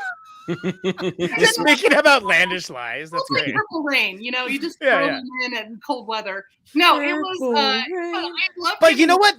But there's a place on the corner from our house now who Yeah. claims in a sign that's America's oldest pen store. And I love that because how can you disprove it? I don't know. Sure, sounds reasonable. Yeah, that's awesome. You see, we used to sell pens here, and all the dames came through. They really wanted a new pen, and I said, "Oh, of course. You guys are ready with quill and ink, and I've got a pen. It's a revolutionary new tool." So I love that there's like you can just say things and like, yeah, nobody's gonna be able to disprove it. So Yeah. you know, like whatever. Well, I mean, you have to be careful though, because there's a great. They aren't America's oldest pen store around the corner, right by the Well, pizza Hut. Industrial Light and Music, which is part of Lucasfilm. They've done so many movies, including Die Hard 1 and 2. And there's a scene in Die Hard 2, I think, where And Die Hard is a Christmas film. Yeah, both are actually. Yeah.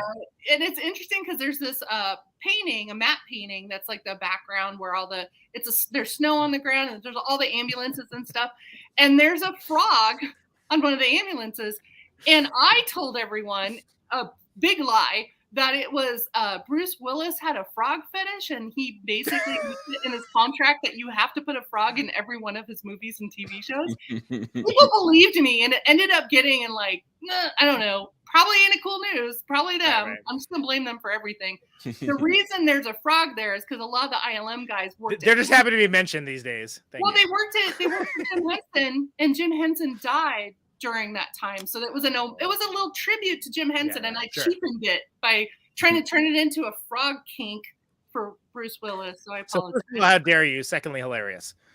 Also, in the museum, Where's Bruce Willis's movie with the "Hello, my baby, hello, my honey"? Michigan J Frog. Yeah, I was gonna go, that was my other thing. To go that. Almost all the key artifacts from all the top, the original 3 Indiana Jones movies has props in that museum on Skywalker Ranch. But so is there's Captain EO costumes, and there's also Star Wars holiday special costumes there. Captain EO. Wow. It's interesting to see what made the cut of what George wanted to keep, because at the time, you have to remember, at the time, people weren't keeping props from their own movies. They would. It was very rare. It was rare to do that. Yeah, it was not. That's a more of a modern construct. That's why you see so many things from Star Wars being sold at Sotheby's, and it's like, wait, is that real or not? Because they would just throw things in the trash in the back of the studio, and people would keep it. So, I think since then, people realized maybe you should keep stuff. If you go to Coppola Winery, all of the main props from Coppola's movies are on display there. So. I think I'm glad George. Distracted from the bad quality of the wine. No, I'm just kidding. I mean, the Dracula costume's great. I mean, I haven't tried it.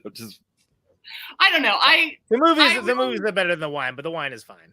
Yeah, I love that these movies have artifacts that you can go see. But Indiana Jones, I'm telling you, the Ark of the Covenant. I can't tell you how many different pieces of merch. I have an Ark of the Covenant pencil sharpener. I mean. I'm just saying, when you really need your pencil to completely melt. Yeah. Yeah, no, I wouldn't look directly at it. You just start doing this, and then the light comes out. I'll just feel it out, I guess.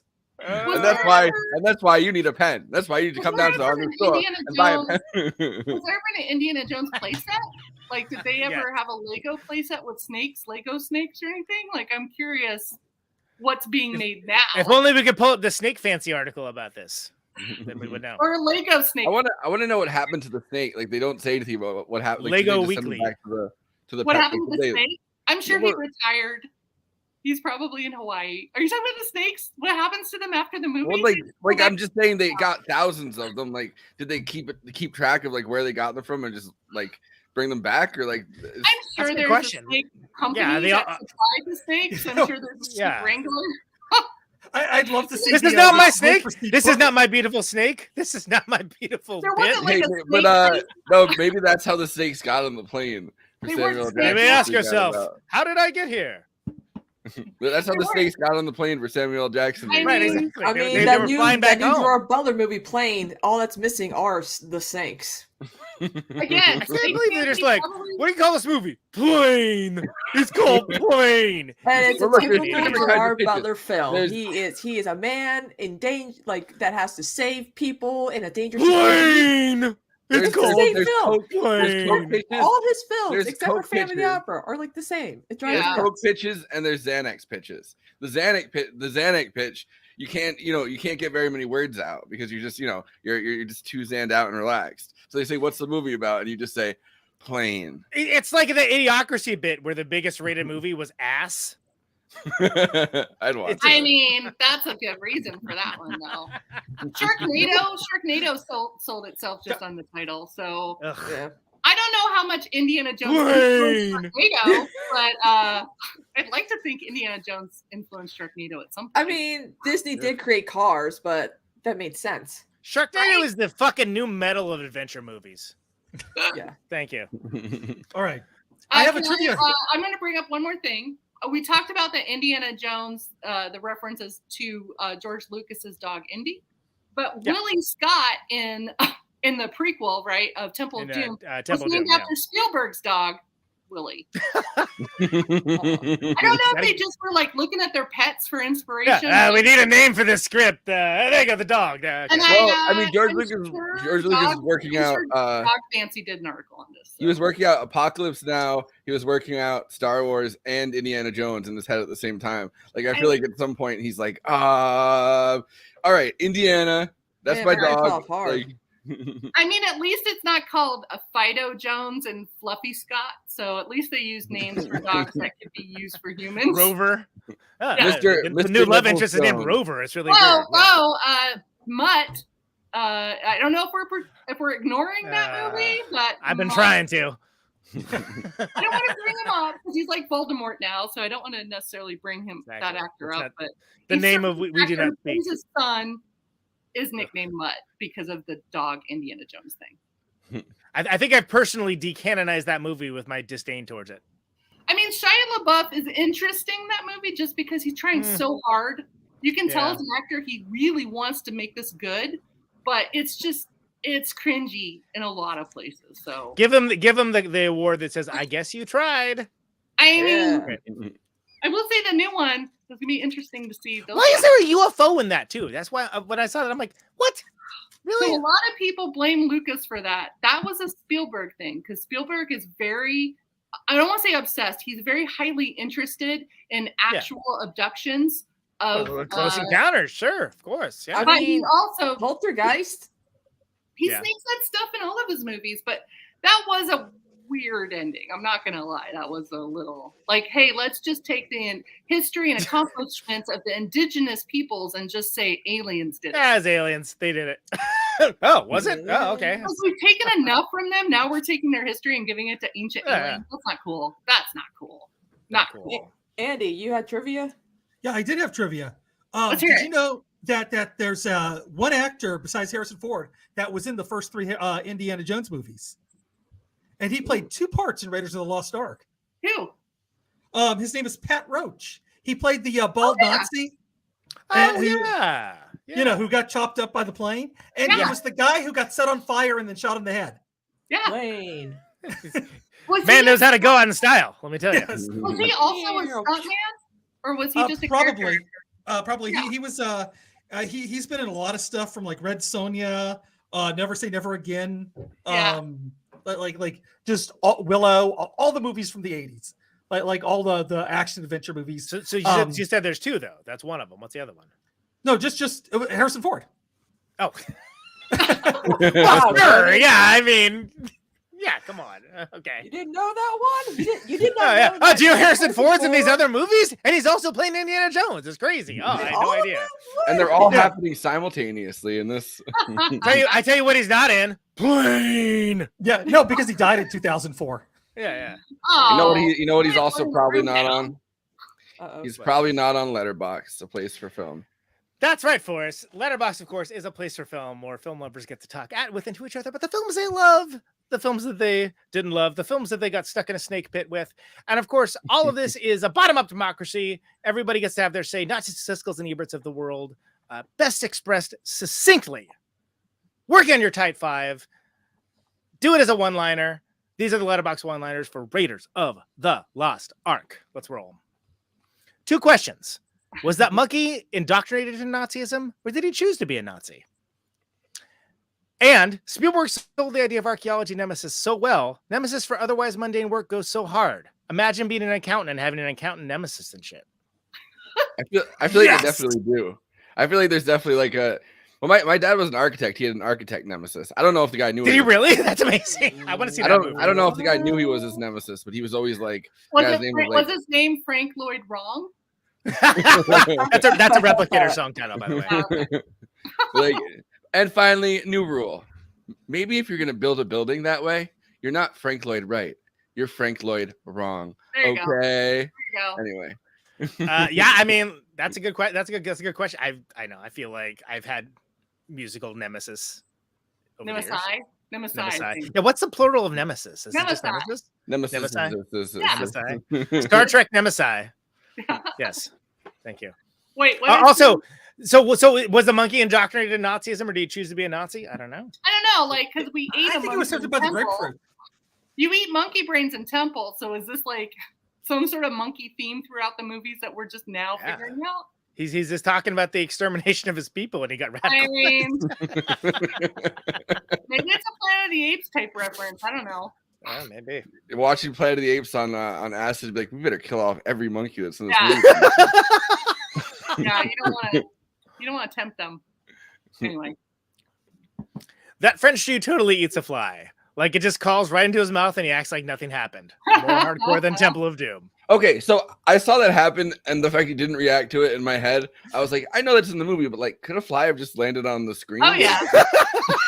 He's method. He's That's method awesome. acting there. And then the fly from the screen crawls into his mouth. Yeah. Why did it have to be a fly? Suddenly we're in a Cronenberg movie.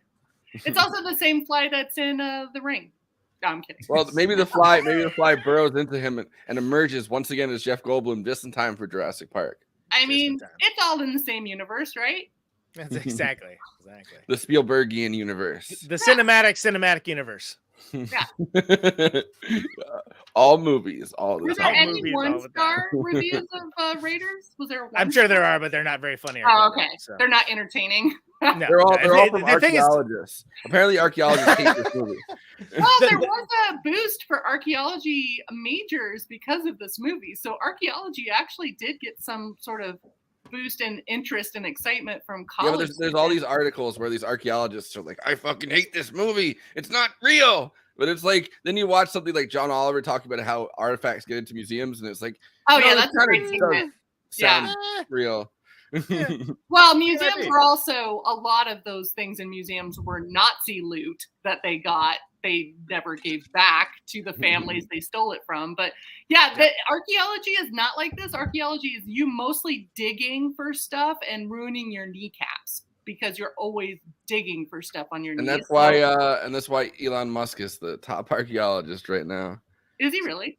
No. He just keeps digging holes under I was cities. like, I He wouldn't just be keeps shocked. digging a hole. He's really good at digging a hole. That's for damn That's sure. more of but a yeah. that's more of a grave digging, which is a little different than archaeology. But I'll let that pass. But yeah, I don't know. I got interested in archaeology because of this movie, and then I found out how much work, bone-breaking work, literally archaeology is. And I did not want to do it. I just wanted the website. Just like I just want to find artifacts and do steal cool them. stuff and get caught in the snake pit, and you guys are actually like digging and stuff. They didn't show that in Indiana Jones. Well, I mean they did, but they made like Arabs do it. Yeah, I gotta say that the dude eating the fly is like serious commitment to the bit, though. Like, I mean, like, It really is. It really is. Like, Although he damn, denies dude. he ate the fly. What? He He's like, literally saw it. Yeah, I know. But he Does the denies fly it. get like a little camp? Like, does he get in the credits at least? Does he not want to upset the PETA of insects? Yeah. The movie it's like in memory of the fly, and it's like 1980 to 1980. In memory of Marvin the Fly. Exactly.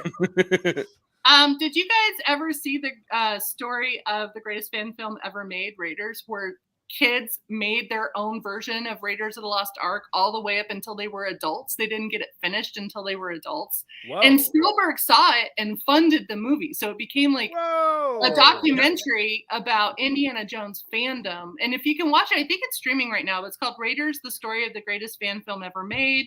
Is directed, documentary film by Jeremy Kuhn. And who's also doing the documentary on the Star Wars Holiday Special that I am in with Seth Green and other people. Fantastic. I'm just dropping that to make it sound like I'm interesting. Yeah. So Well, we celebrate you every Life Day, so it works out. but thank you. But yeah, Raiders, it made so many filmmakers. So when you read interviews with filmmakers that are very prominent right now, they always a lot of them always list either Indiana Jones or Star Wars. But Indiana Jones had a huge mark on a lot of people that are super successful now. So I feel like, I guess it's a no-brainer because a lot of Spielberg movies and Lucas movies do that, but it's so iconic. I mean, you can go into a dinner party and hate everyone, but if you start talking about Indiana Jones, there's your icebreaker. There you go. From Bonnie Burton herself. Okay. I mean, not that a lot of dinner parties are happening during COVID, but Right. when they're back. When they're back. And also, Harrison Ford injured himself a lot on this movie, just so you know. Saw this bad boy in a movie theater day. I'm so jazzed I could fight God. Wow. Nice. I mean, except the okay. hyphen. See that fight. Let's see that fight. I feel like that's how Adolf Hitler felt about getting the Ark of the Covenant. If he had gotten it, he's like, I am so jazzed I could fight God. I mean, I'm going to mention this again. If you do any research on Hitler's obsession with the occult and actual occult artifacts, it is very fascinating reading how much money and effort he spent on trying to find all these things in real life. So, And that's how we got Hellboy. Dude was also yeah, on that's a how we got speed, Hellboy. Exactly. those are definitely like speed decisions. Like as somebody that takes Adderall and like it It prescribes, like, makes me those are wonder, like speed decisions. You get excited about something, but and it you're like, makes me wonder: does every crazy politician have that? Did Trump have an occult division that I just didn't know about? Like I feel like a cult, no, but in the United States, it usually takes the form of psychics and astrologers. And I He love did that. have the UFO division, though. That's true. That's true. There's always a UFO division, so maybe it's so big up there. We must defeat it. So I feel like on this show, Andy is our UFO division. yeah. It's He's also the head- under he's the was head it of that. tobacco and firearms, and then UFOs just sort of sneaked into that department. Yeah. And UFOs, fuck it. Yeah. I mean, there's got to be a catch-all. If I was going to be in charge of something, firearms and tobacco and aliens, sign me up. That sounds Sign me great. up. I would like to be head of the cocaine division. Yeah, That's the the DEA. division. Then you could be so jazzed you could fight God. Yeah. Yeah, there you go. Wow, what a We- great review. That's wow. Okay. Oh, to be thrown in a random pit of snakes with a sexy archaeologist. Oh, I'm sure there is oh no, I don't know if I should say this, but there are porn parodies of every movie you can imagine. There's 3 of them for this movie. So 3? Wow. Yeah. And there is a snake scene that's not what you think it is. So Indiana Bones. Yeah, that's actually one of them. You named it. I mean, it's not hard to like imagine that, but I'm just saying if you want to go that route. Is there a Raiders of the Lost? You know, cock. Yeah. There sure is. It could also, it could also be Raiders of the Lost Ass, and Yeah, that doesn't have the same ring to it, but Yeah. I get it. Yeah. Anyway, didn't mean to. Raiders of the Lost Cock is pretty good, actually. You know what's so weird? I'm looking up Indiana Bones right now, and all I'm seeing is pet videos. Yeah, so this is a hint for anyone listening. If you ever go to Comic-Con or most comic book conventions, in the vendor section, there is always someone who's selling bootleg DVDs. I mean, that's how I got the Star Wars Holiday Special in all different formats.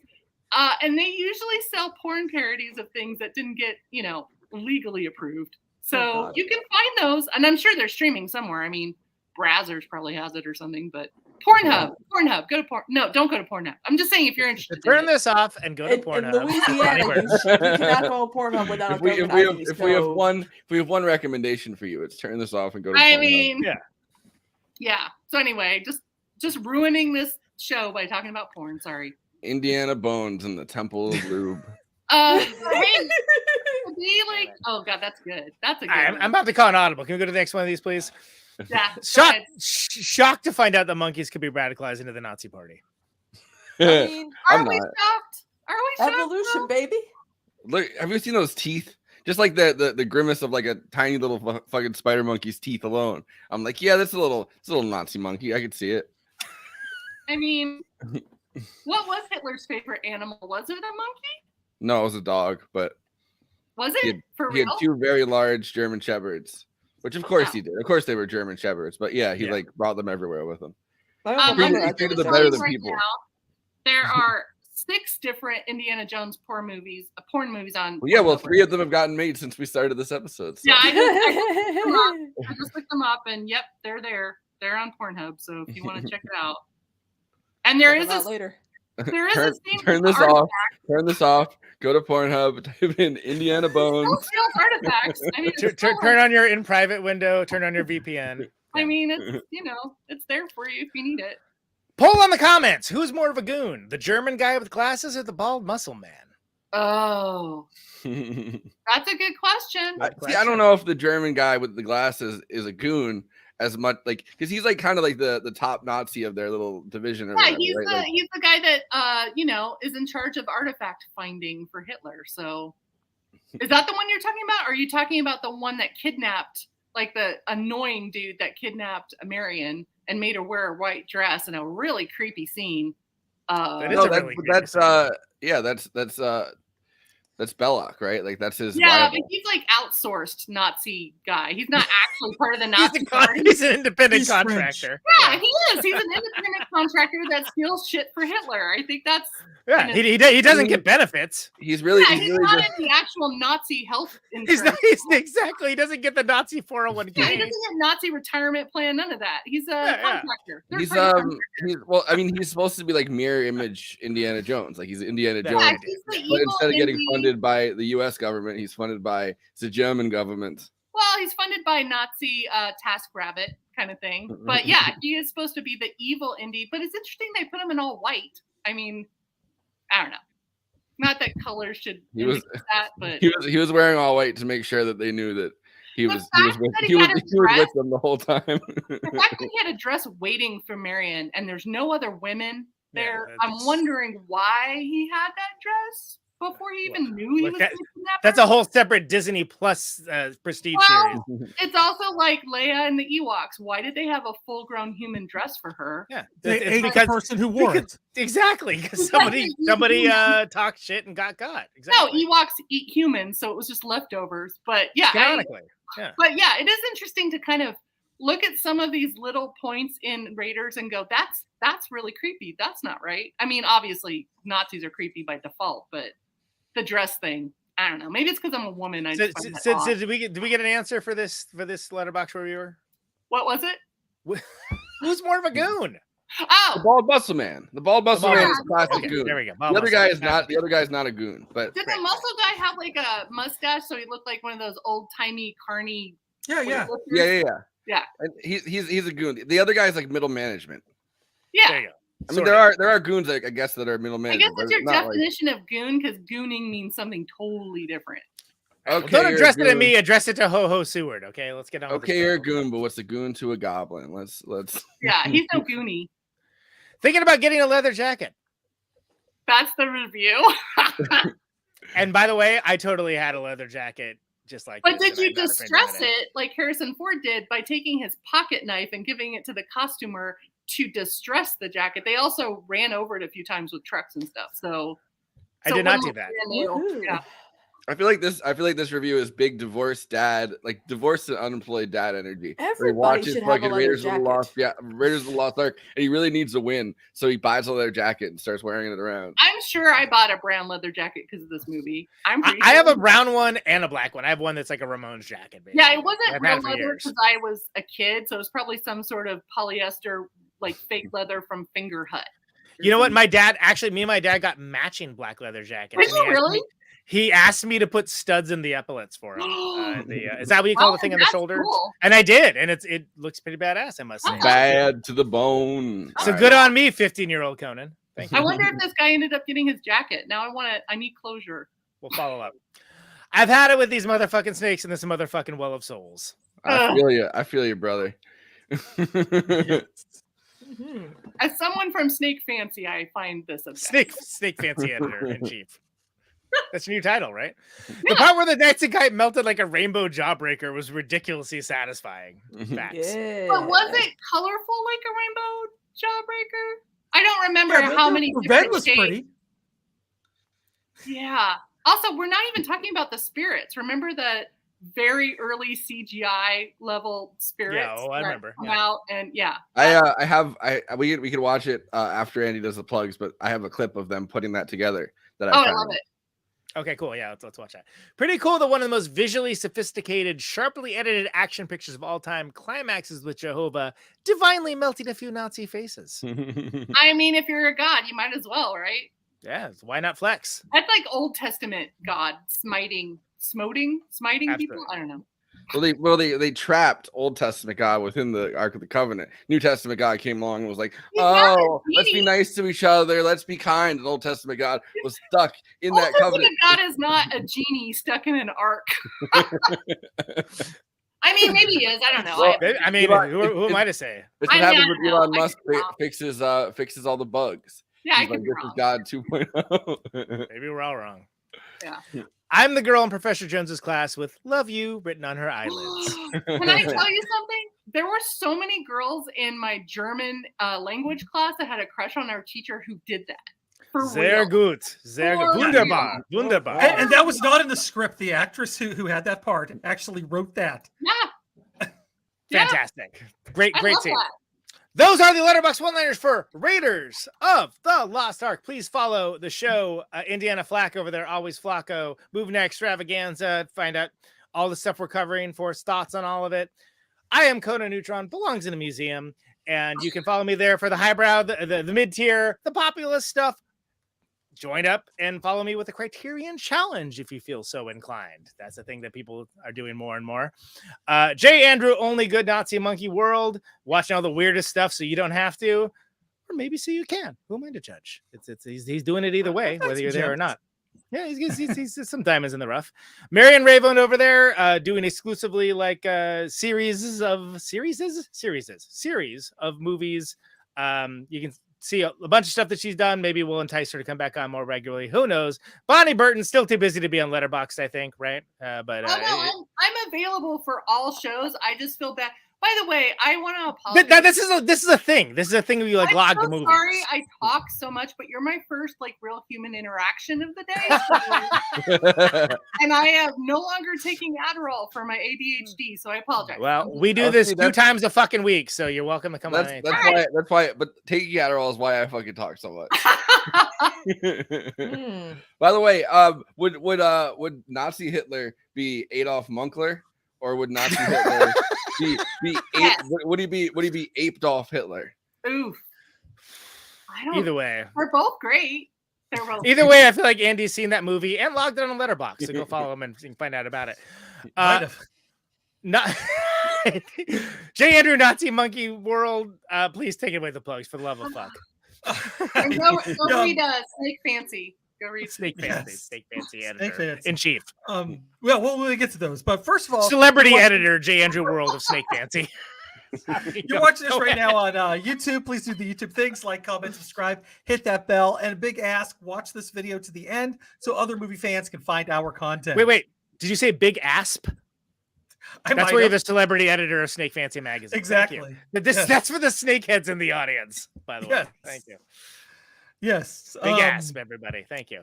You also get that great Conan Neutron song at the end of the episode too. So bonus. Did Forrest go? Did Forrest leave us? I think he's taking like a potty break or something. Are you okay, Forrest? Did you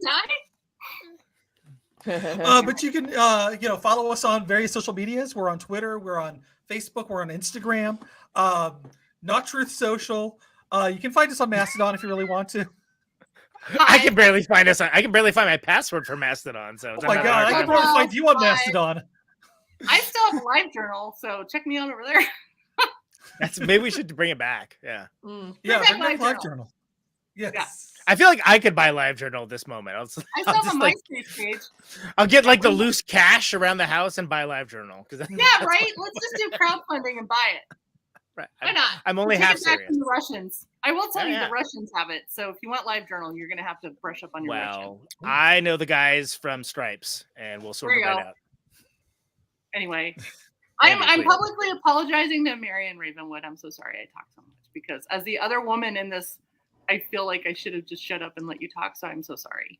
No, it's just I'm so sad about the death of Lisa Marie Presley. I'm just like, oh yeah, I forgot. Yeah, the conspiracy theory because she and I were acquaintances. Oh really? Oh, I'm so sorry. Yeah, like we were actually like I was Facebook friends with her for like the longest time, and like she even got a kick out of like the fact about like I was like, hey, I kind of host a movie podcast, and we might do Elvis one day. So like, and I told her the story about how her father, my grandfather, were in the army together, and oh wow. He didn't like Elvis at all. I was like, my grandfather hated your dad. Because your father was not where he was supposed to be. He was kind of in charge. My grandfather thought you were terrible, but I think you're racist. I mean, that's another age difference thing between Elvis and Priscilla Presley because she married him when she was a teenager. So that's right. Talk about aging up, right? I feel like the reason they hate Elvis in the army would be that he's like swinging his hip, like they're doing training or whatever, and he's just too busy like hip swinging.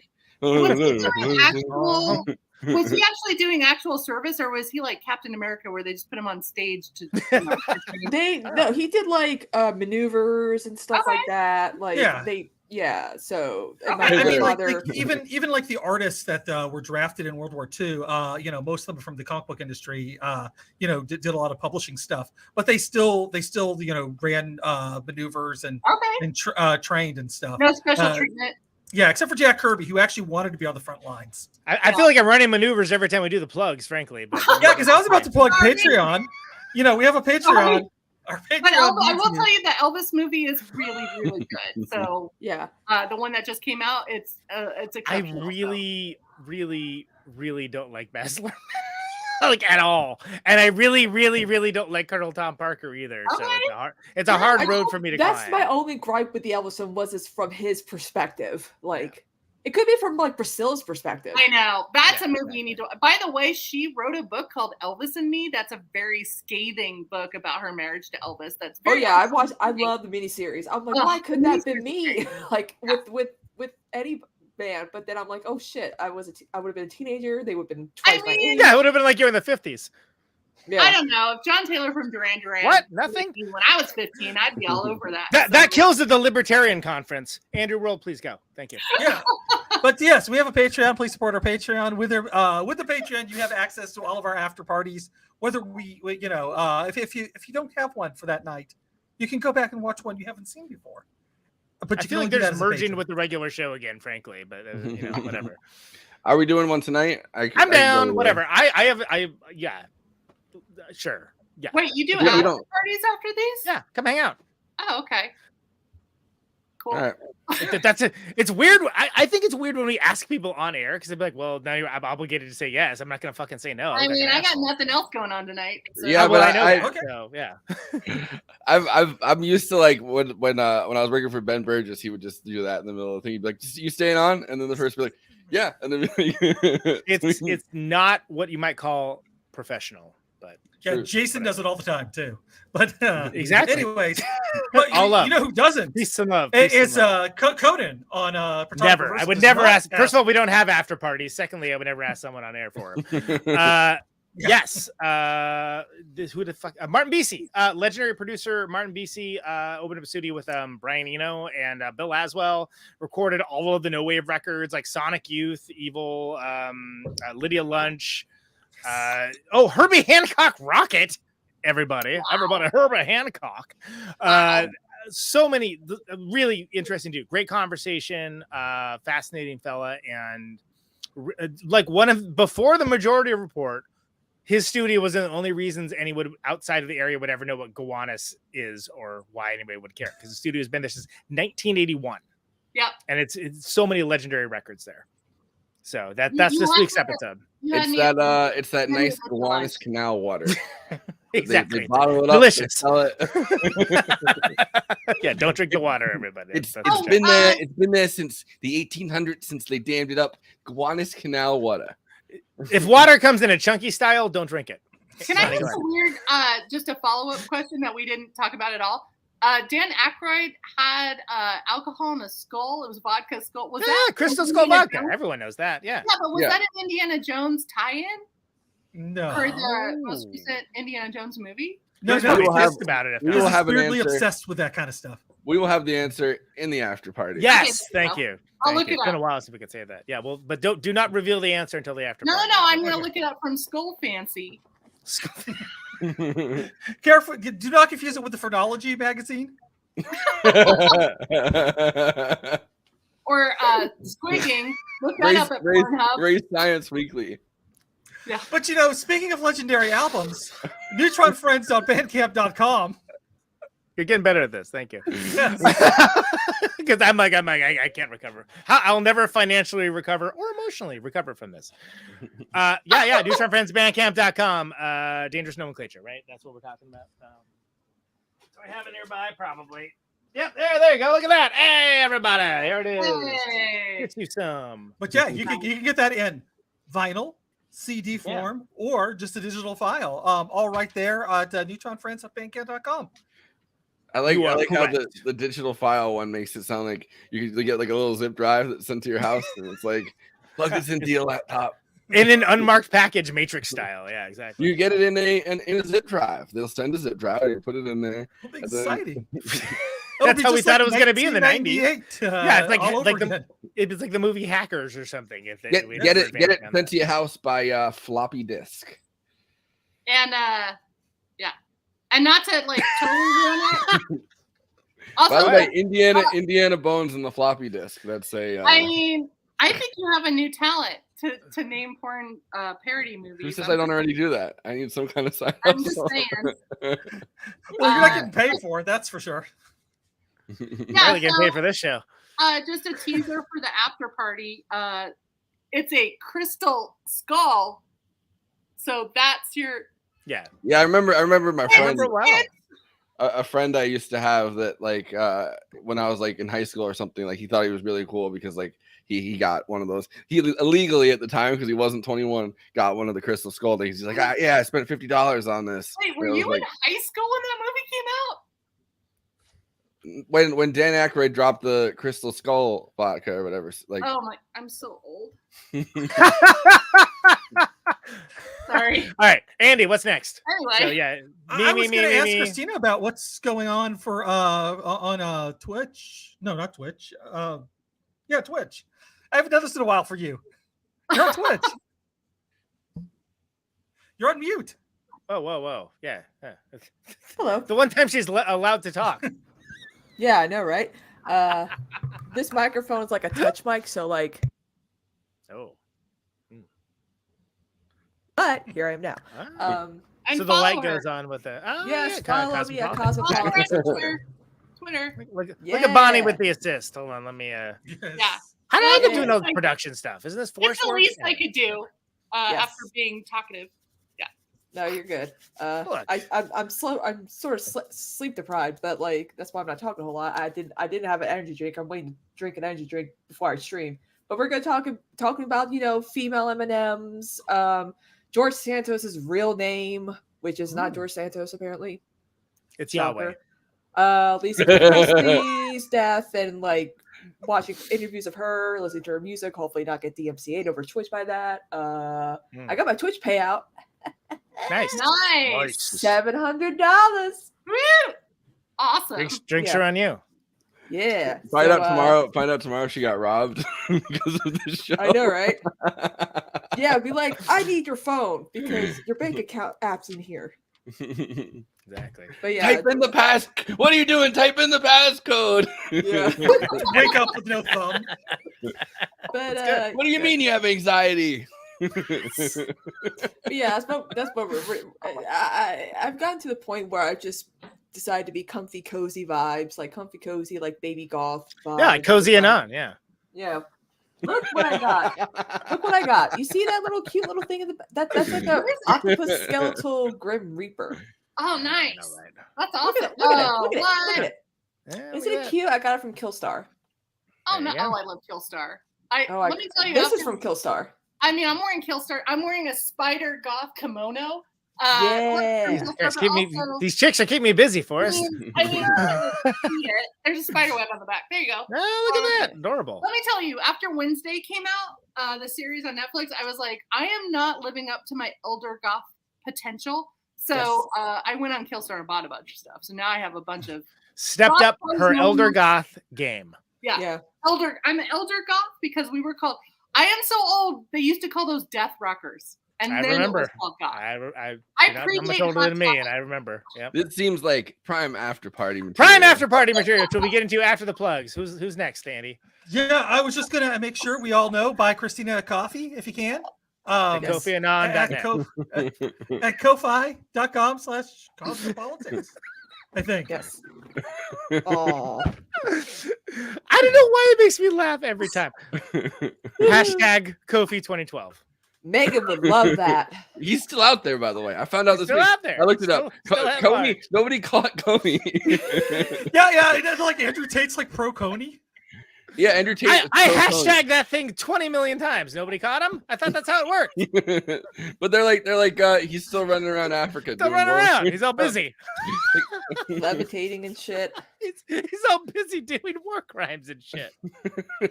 Doing a Holocaust. Yeah. Anyway. Let it go. Next. Yeah. What's next? Yeah, Andy? and Bonnie, make sure you follow her on LiveJournal. Let me tell you, if you go to my MySpace page, you will see It's popping. There's all these blingies. It's like there's things rotating around. There's counters. It's hey, let me tell you, Conan. That's how we met, was through LiveJournal. So we totally did, and that is not a bit. We totally did. We met at a Halloween bowling thing. I was Dale Cooper, and Tanya was Audrey Horne. Yeah, so I met a lot of my friends in San Francisco through LiveJournal, Conan being one of them. So yes, indeed. Yes, and Bonnie won't let me be one of her top 7 on Friendster. By the way, Friendster was sold to like a gambling site, so don't go there. But I will put you in my top 8 for MySpace. If you have a MySpace page, I will gladly put you in there. I think this show should try to buy MySpace and LiveJournal. Yeah, and we should just that's like what we pivot to. And Periscope. MySpace night extravaganza. Exactly. I mean, I'm down. If Elon can do it, we can do it. Just cheaper. That's what I always say. I mean, we are going to make comedy. Look, they literally made a movie called Plane. We can do anything, right? We are going to make apparently except Catch Coney, by the way. We can do anything. That's the one thing we can't do. There's one thing we can't do. Only the one. We are going to make free speech legal again on MySpace. So. Wait, is this the after party, or are we? We're desperately trying to get through Andy's plugs. Yes, which we have one more plug to do. We're on yours. We're on your plugs, Bonnie. Like that's like follow on LiveJournal apparently because we didn't get Bonnie. I'm Bonnie Girl right there on every social media. You're very platform. consistent. Every social, even Pornhub. So consistently entertaining and wonderful, and consistent on social media handles. Yeah, I have no life, so I spend a lot of time on social media. So come say hi.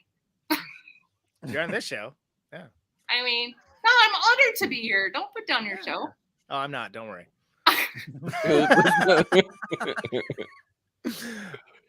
What's next, Andy?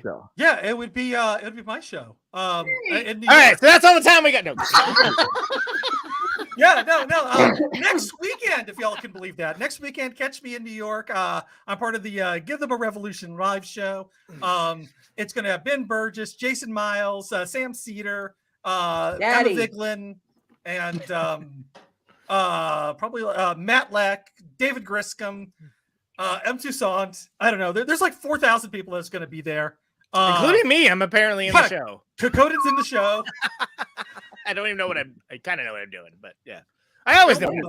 Yeah. I'm not going to be in the show, but I'm going to be on the technical side of the show. That's what's up. Yeah. I'm not going to be anywhere near the show, unfortunately. Yeah, me neither.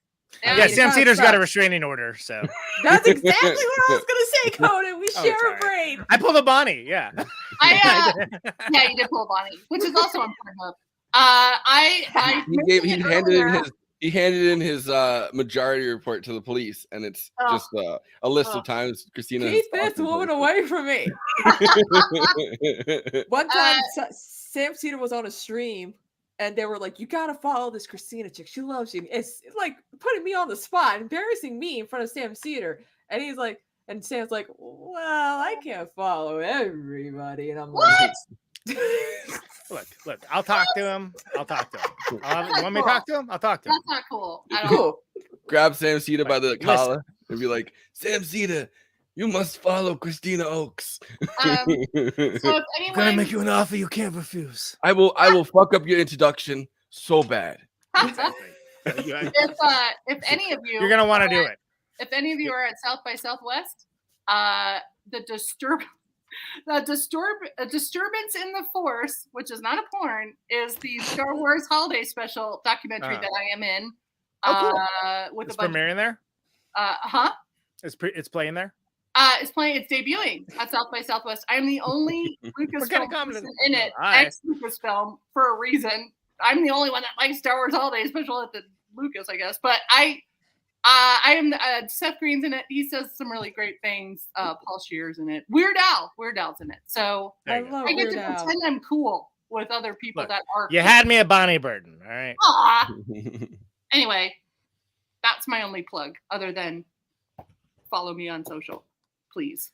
I have no friends. All right. Well, starting with Bonnie. Final thoughts on this. Oh. We'll get into more of it in the after party, of course. My final thoughts for Raiders is that as much as I love Indiana Jones himself, I am always going to be a Marion fan, and I've always tried to drink as well as she drinks whiskey in this movie. So Yeah, she's a that's fucking my final badass with that. I wish I was a really good alcoholic. There you go. That's the I wish I could. I wish I was an alcoholic, but my ADHD keeps getting in the way. I can't focus it's a mess. Yeah, Adderall and whiskey, don't do it, kids. Don't do it. I mean, I would beg to differ, but Christina? you know, we didn't mention, by the way, Bonnie's on the night shift with Renee, friend of the show, Renee, too. Like we didn't. Yeah, we didn't and we mention are that in the plugs we barely got to. February 12th, Renee Ruin and I and Jenna Hayes are going to be doing Another a episode? commentary on the original Carrie movie, not the remake. No, Not the there- original. look, The there's good no one. remake. There's no remake. Yeah. The original Remake. Carrie. What? And also, I will tell you real quick, for a good show. prom, senior prom, I dressed up in a white gown with blood on me as Carrie for Rad. prom. And then Oh. right after, instead of going to after prom, I went to a Guar concert. So So you got other fluids on it afterwards. got all kinds of fluids. So yeah, just watch us. It's That's February great. Night Shift is an awesome show. Yeah. So yeah, folks that like this talk show we talk would about absolutely like it. weird classic horror films and also unusual ones that just came out, like Men. I think we might do Smile. Anyway, we're gonna do fun stuff. So You got to do Plane. But So pissed that Christina, movie exists. let's hear some final thoughts. There are so many thoughts in the world, but you can only give final ones. Yeah. Well, I remember seeing this when I was really, really young because I think it was the Bonnie might remember this. The I Love series from VH1. Yep. I think that's how I found out They about sure the film. did. Like I learned so much pop culture stuff from like those I Love series shows. So And good. so I watched it. I immediately fell in love with it. And it's probably my favorite adventure film of all time. And it's probably most people's favorite adventure film of all time because I felt like the 80s also kind of really like amped up the adventure film genre.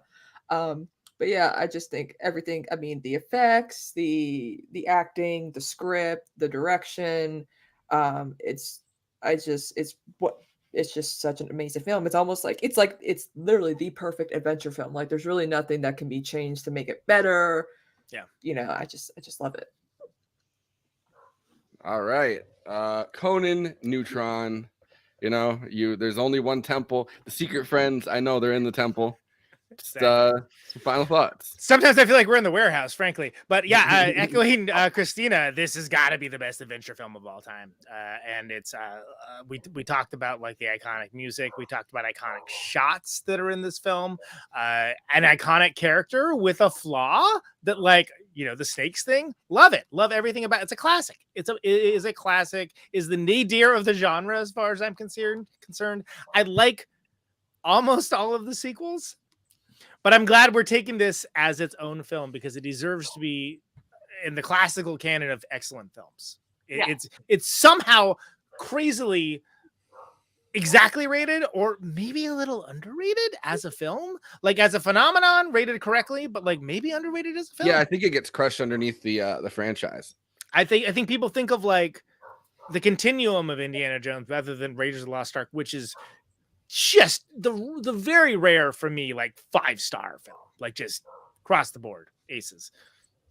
And I'm sick and tired personally that nobody wants to dig anymore, but that's something I'll get into in the after party. Andy, I remember growing up, I had a rope. oh my god, this is gonna be so off topic. I would steal my dad's fedora, and I would close the garage door, sliding underneath yeah. it, knocking the fedora off at the right moment, and then reaching in to grab it as the door closed. Wait, was That's this right. Automatic? Was this an automatic garage door? Yeah. You It was couldn't- automatic garage This door. was last week, actually. But you could end up as Rose McGowan and Scream if you did that wrong. if there's no danger, there's no fun, man. Exactly. Sorry. Hey, of course, the worst part is I was doing this in like hot Texas summer. Whoa. You really So got that the full, pavement, dude, you're sliding you got the across full that Indiana Jones experience, is what you're saying. Yes. But that's commitment right there. Raiders of the Lost Garage. Raiders of the Lost Skin. Good. But yeah, no, Wrap it I up, just come on. absolutely love this movie growing up. Always one of favorites. And really just it's the beginning as well as like the like it's the convergence points of a bunch of films that we did not really get to talk to, but it's the beginning of a whole new set of films. And it's like that album cover by Pink Floyd with the prism. It's the light coming in there. Dark Side of the Moon? Dark Side of the Moon? All right.